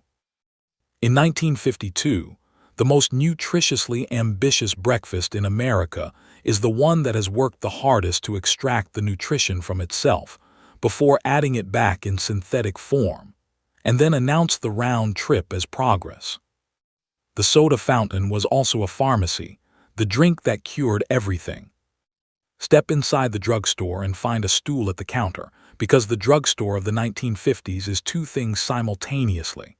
It is a place where medicine is dispensed by a pharmacist who knows the family by name, and it is a place where a young man in a paper hat pulls levers and produces tall, fizzing glasses of something cold and sweet and genuinely enjoyable. The counter is marble. The stools are chrome. The glasses are frosted. The whole thing gleams with a specific American cheerfulness that belongs very particularly to this moment in history. The proximity of the soda fountain to the pharmacy is not accidental.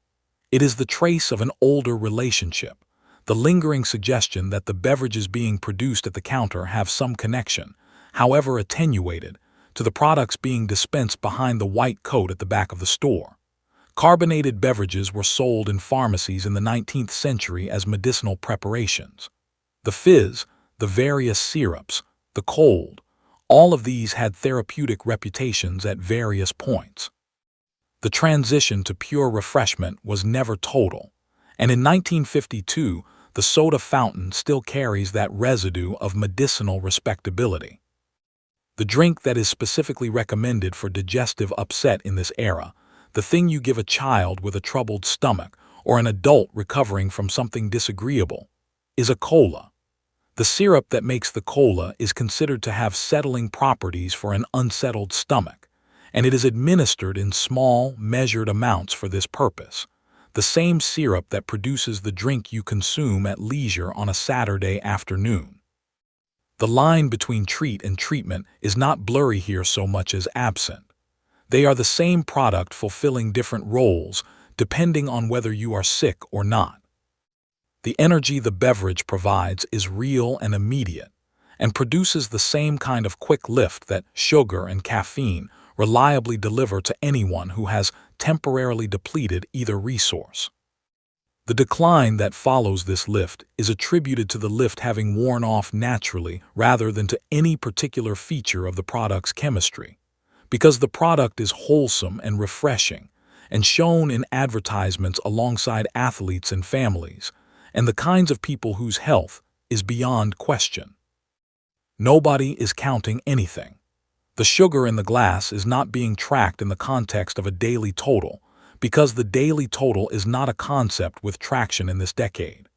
Beverages are not particularly implicated in the era's nutritional concerns, which focus on fat and protein and vitamins, and the specific nutrients associated with specific deficiency diseases. What a beverage does over time to the metabolic systems of a population that drinks large quantities of it regularly is a question that requires a longitudinal perspective that this moment in history does not possess. The soda fountain hums along as one of the most cheerful environments of the decade, dispensing refreshment and the faint warmth of a tradition that almost medically endorsed the product it sells. In 1952, the most pleasant pharmacy experience is the one where the prescription comes with a paper straw. Salt, the mineral everyone agrees you cannot have too little of. The salt shaker is always on the table. This is not because the cook is insufficiently seasoned their food. The cook has seasoned the food. The salt shaker is on the table because seasoning the food before serving it is only one stage of the seasoning process, and the second stage involves the person at the table applying salt according to their own preferences, which the decade views as a fundamental right and also as sensible nutritional practice. The argument for salt is built on the correct observation that the human body requires sodium to function, and that humans who sweat heavily can deplete their sodium levels with physiological consequences. This is true. The leap from this truth to the conclusion that salt should be available everywhere and used freely and supplemented with tablets when the supply seems uncertain is the step that the decade makes without the hesitation you might expect.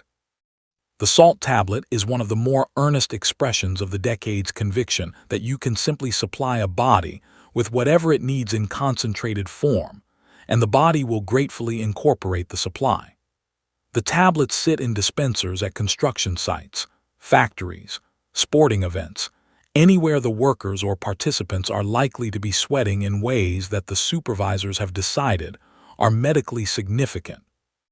You take a tablet, you wash it down with water, and you return to work with the comfortable sense that your sodium levels have been professionally maintained.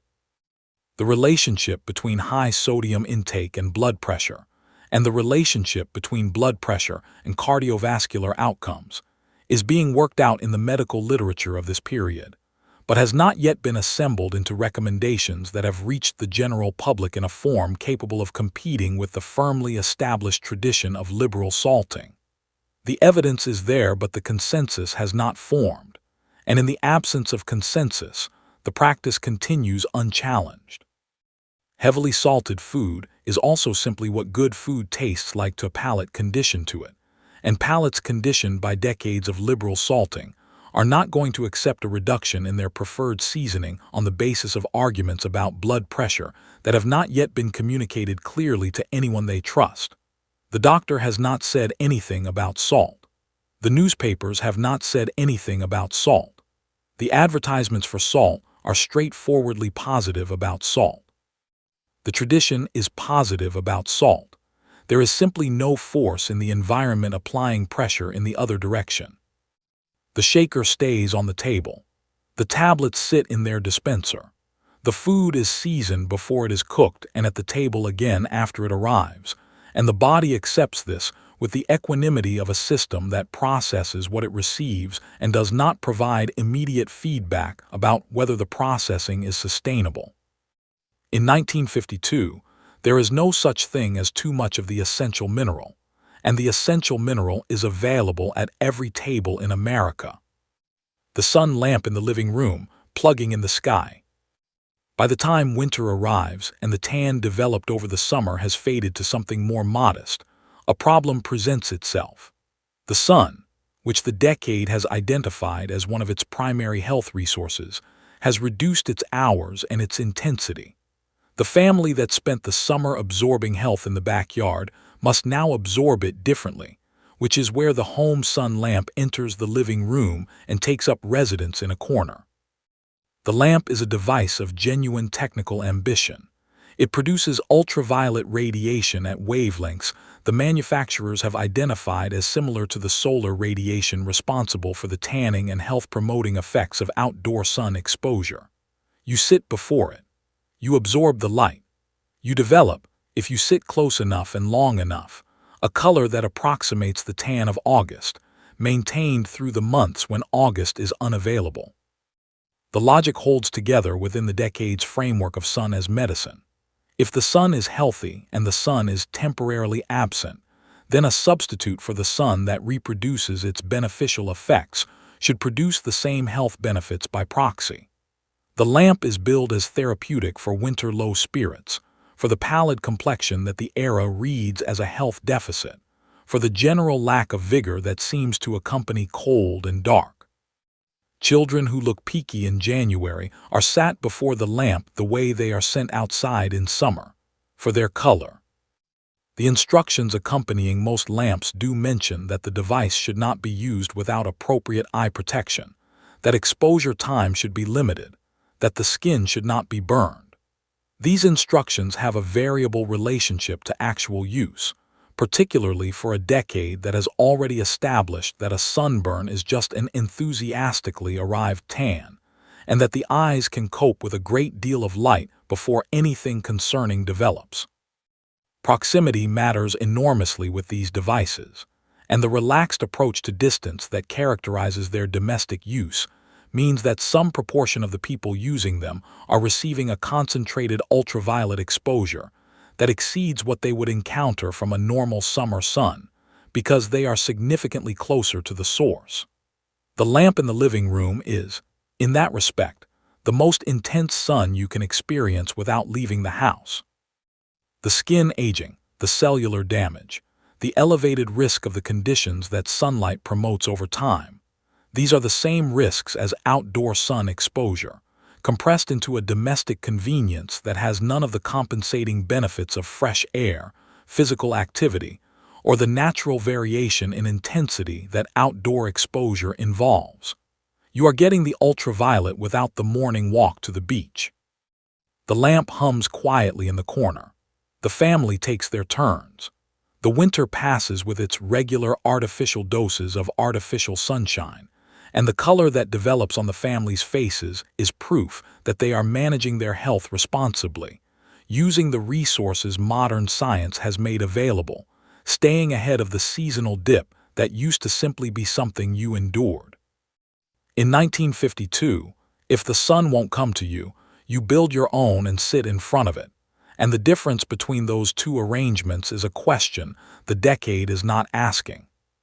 The germicidal crusade, when cleanliness becomes a chemical war. The final stop on this tour of a decade's health convictions is the bathroom again, where the morning cleaning ritual is underway with an intensity that belongs less to personal hygiene and more to active combat. The understanding of germ theory has diffused into the culture in the years since its scientific development, and the culture has taken from it the core message: germs cause disease. And germs are everywhere, and applied that message with the enthusiastic maximalism that the decade applies to everything. The soap available at the sink is not ordinary soap. It is germicidal soap, or antimicrobial soap, or some variant of these descriptions that communicates its primary purpose, not cleaning in the gentle sense of removing visible contamination, but destroying in the active sense of killing the invisible army of microorganisms that the era has been informed is using your skin as a staging ground for illness. The advertisements for these products are vivid about the threat. They show families protected and families at risk. They use the language of warfare, fighting germs, killing bacteria, defending the home. The product is a shield, a weapon, a daily act of defense conducted before breakfast. The house that uses ordinary soap is a house leaving itself vulnerable. The house that uses the powerful, proven germicidal version is a house in which the family is protected. This is genuine in its anxiety and real in its application of that anxiety to the actual purchase and use of the product. Families scrub with these soaps sincerely, believing sincerely that they are protecting the people they love, reaching for the strongest formulations available because stronger is safer. Because, in the mathematics of germ elimination, the only bad outcome is leaving any germs alive. The compounds in the more powerful formulations were not universally gentle in their own right. Some were harsh enough that repeated daily application to skin over months and years produced effects that nobody at the point of sale was disclosing, because the effects required the kind of time and population-level observation that this moment in history had not yet applied to the question. The product was new.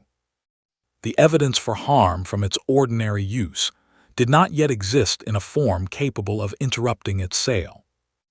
What was also being lost in the war against germs was the ecosystem of the skin itself, the community of microorganisms that live in balance with the human body and are part of the reason the body resists environmental challenges rather than succumbing to them. The war against all germs is a war against microbial life without distinction, and microbial life without distinction includes the communities that the body actually benefits from maintaining. This is the decade's characteristic error made one more time. Identify a real threat. Develop a powerful response to that threat. Apply the response without limit, assuming that more of it must be better, that the only desirable quantity of the dangerous thing is zero, and that any harm done to surrounding systems in the pursuit of zero is acceptable collateral in a justified campaign. You wash your hands. The soap is strong and the lather is abundant, and the rinse leaves your skin feeling very clean, and the feeling of very clean is the feeling of having done the right thing. The mirror over the sink reflects a person who is taking their health seriously, who is not willing to leave themselves or their family undefended, who has applied modern science to the ancient problem of disease and found an answer in a bottle. In 1952, the most modern way to take care of your health is to declare total war on the invisible world and assume you are winning, because you cannot see it anymore. The nerve tonic in the glass, serenity by prescription, bill deferred. Late in the day, when the accumulation of the decades demands has left the edges a little rough, there is something in the medicine cabinet for that too.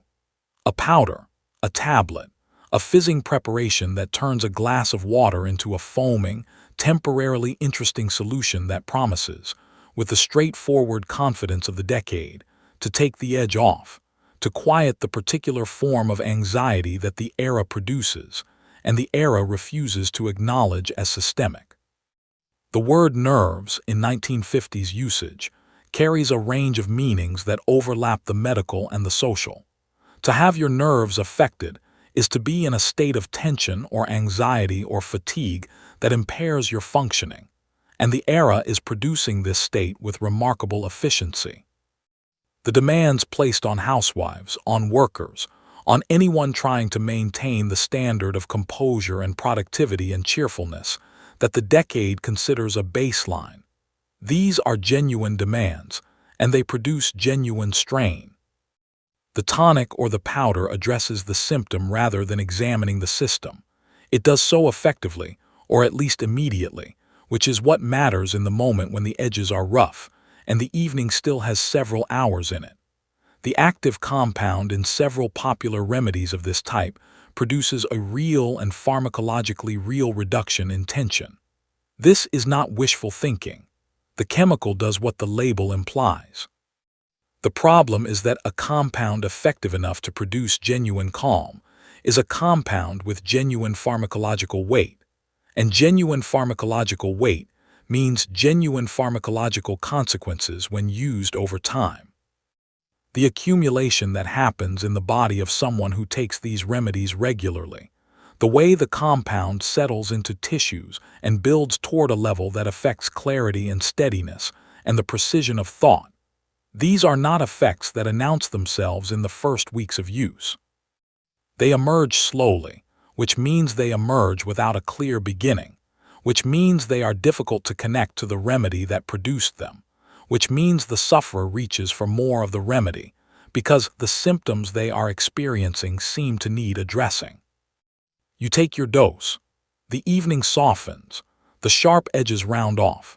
The body produces a kind of comfort that feels like rest and is something more complicated, and you sleep, and you wake, and the morning asks you to do it again, and the cabinet is there, and the fizz in the glass is familiar, and the day begins. In 1952, serenity is something that comes from a bottle and leaves a very small bill that you will not receive for quite some time. And so to bed, what the decade gets right and gets wrong and what it means. So here we are at the end of a very long evening in 1952, having toured a decade that was never short of confidence. The cigarette in the waiting room, the radiation in the shoe shop, the mercury in the bathroom cabinet, the pesticide cloud in the garden, the foil dinner in front of the television, the enriched bread and the synthetic spread and the mouthwash brewed for floors and the sun lamp humming in January. Every single one of these things was taken up and used and trusted and defended by people who meant exactly what they said when they claimed to be taking care of themselves and their families. That is the part worth sitting with as the night gets quiet, and the hour becomes the kind of hour it tends to be when you are listening to this sort of thing. Not the absurdity, which is real, but the earnestness underneath it. These were not reckless people. These were not people who had been told the truth and had chosen to ignore it. These were people working with the best available tools in their specific moment of history, doing their honest best to navigate a landscape of information that was partial and contested, and often shaped by interests that had something to sell. Every one of the mistakes this decade made has something to teach us, but the teaching requires that we sit with the uncomfortable implication that runs through all of it. What are we doing now, in our own moment, with equal confidence and equal earnestness, that a future listener will find baffling? The supplement cabinet, the processed food with the health claims on the front, the devices we hold close to our bodies for most of the day without knowing quite what they are doing at the molecular level, the chemicals in the products we use, the things we have simply decided are fine because they are everywhere and familiar, and nobody has yet had the time and the motivation to find out otherwise. The 1950s are not a story of uniquely foolish people in a uniquely foolish time. They are a story of the persistent human faith that the current level of knowledge is sufficient, that the current tools are adequate, that the experts available right now have assembled a complete enough picture of things to make confident recommendations worth following. This faith is what lets civilization build anything. It is also what lets civilization make certain kinds of mistakes with great conviction and real thoroughness. The people lying in their backyard under baby oil, listening to the fogging truck come down the street, taking their morning pill and their evening pill, raising their mercury thermometer in the bathroom and letting the children chase the beads if it broke. They were hopeful. They were working hard. They were trying to give the people they loved the best of what their moment had to offer. The fact that their moment was offering some things that should not have been on the menu is not entirely their fault. And somewhere in some future that we cannot see from here, a voice is going to describe what we are doing tonight in exactly these tones: gentle, affectionate, incredulous, and it will be fair. So rest now. The fan is on. The blanket is warm. The things in the cabinet are the things in the cabinet, and we are doing our best with what we know, which is all that any decade has ever been able to say about itself. In 1952, and in every year before and since, the most human thing about us is the confidence with which we reach for the next good idea, and the grace with which we eventually discover it was not quite what we thought. Good night, sleep well.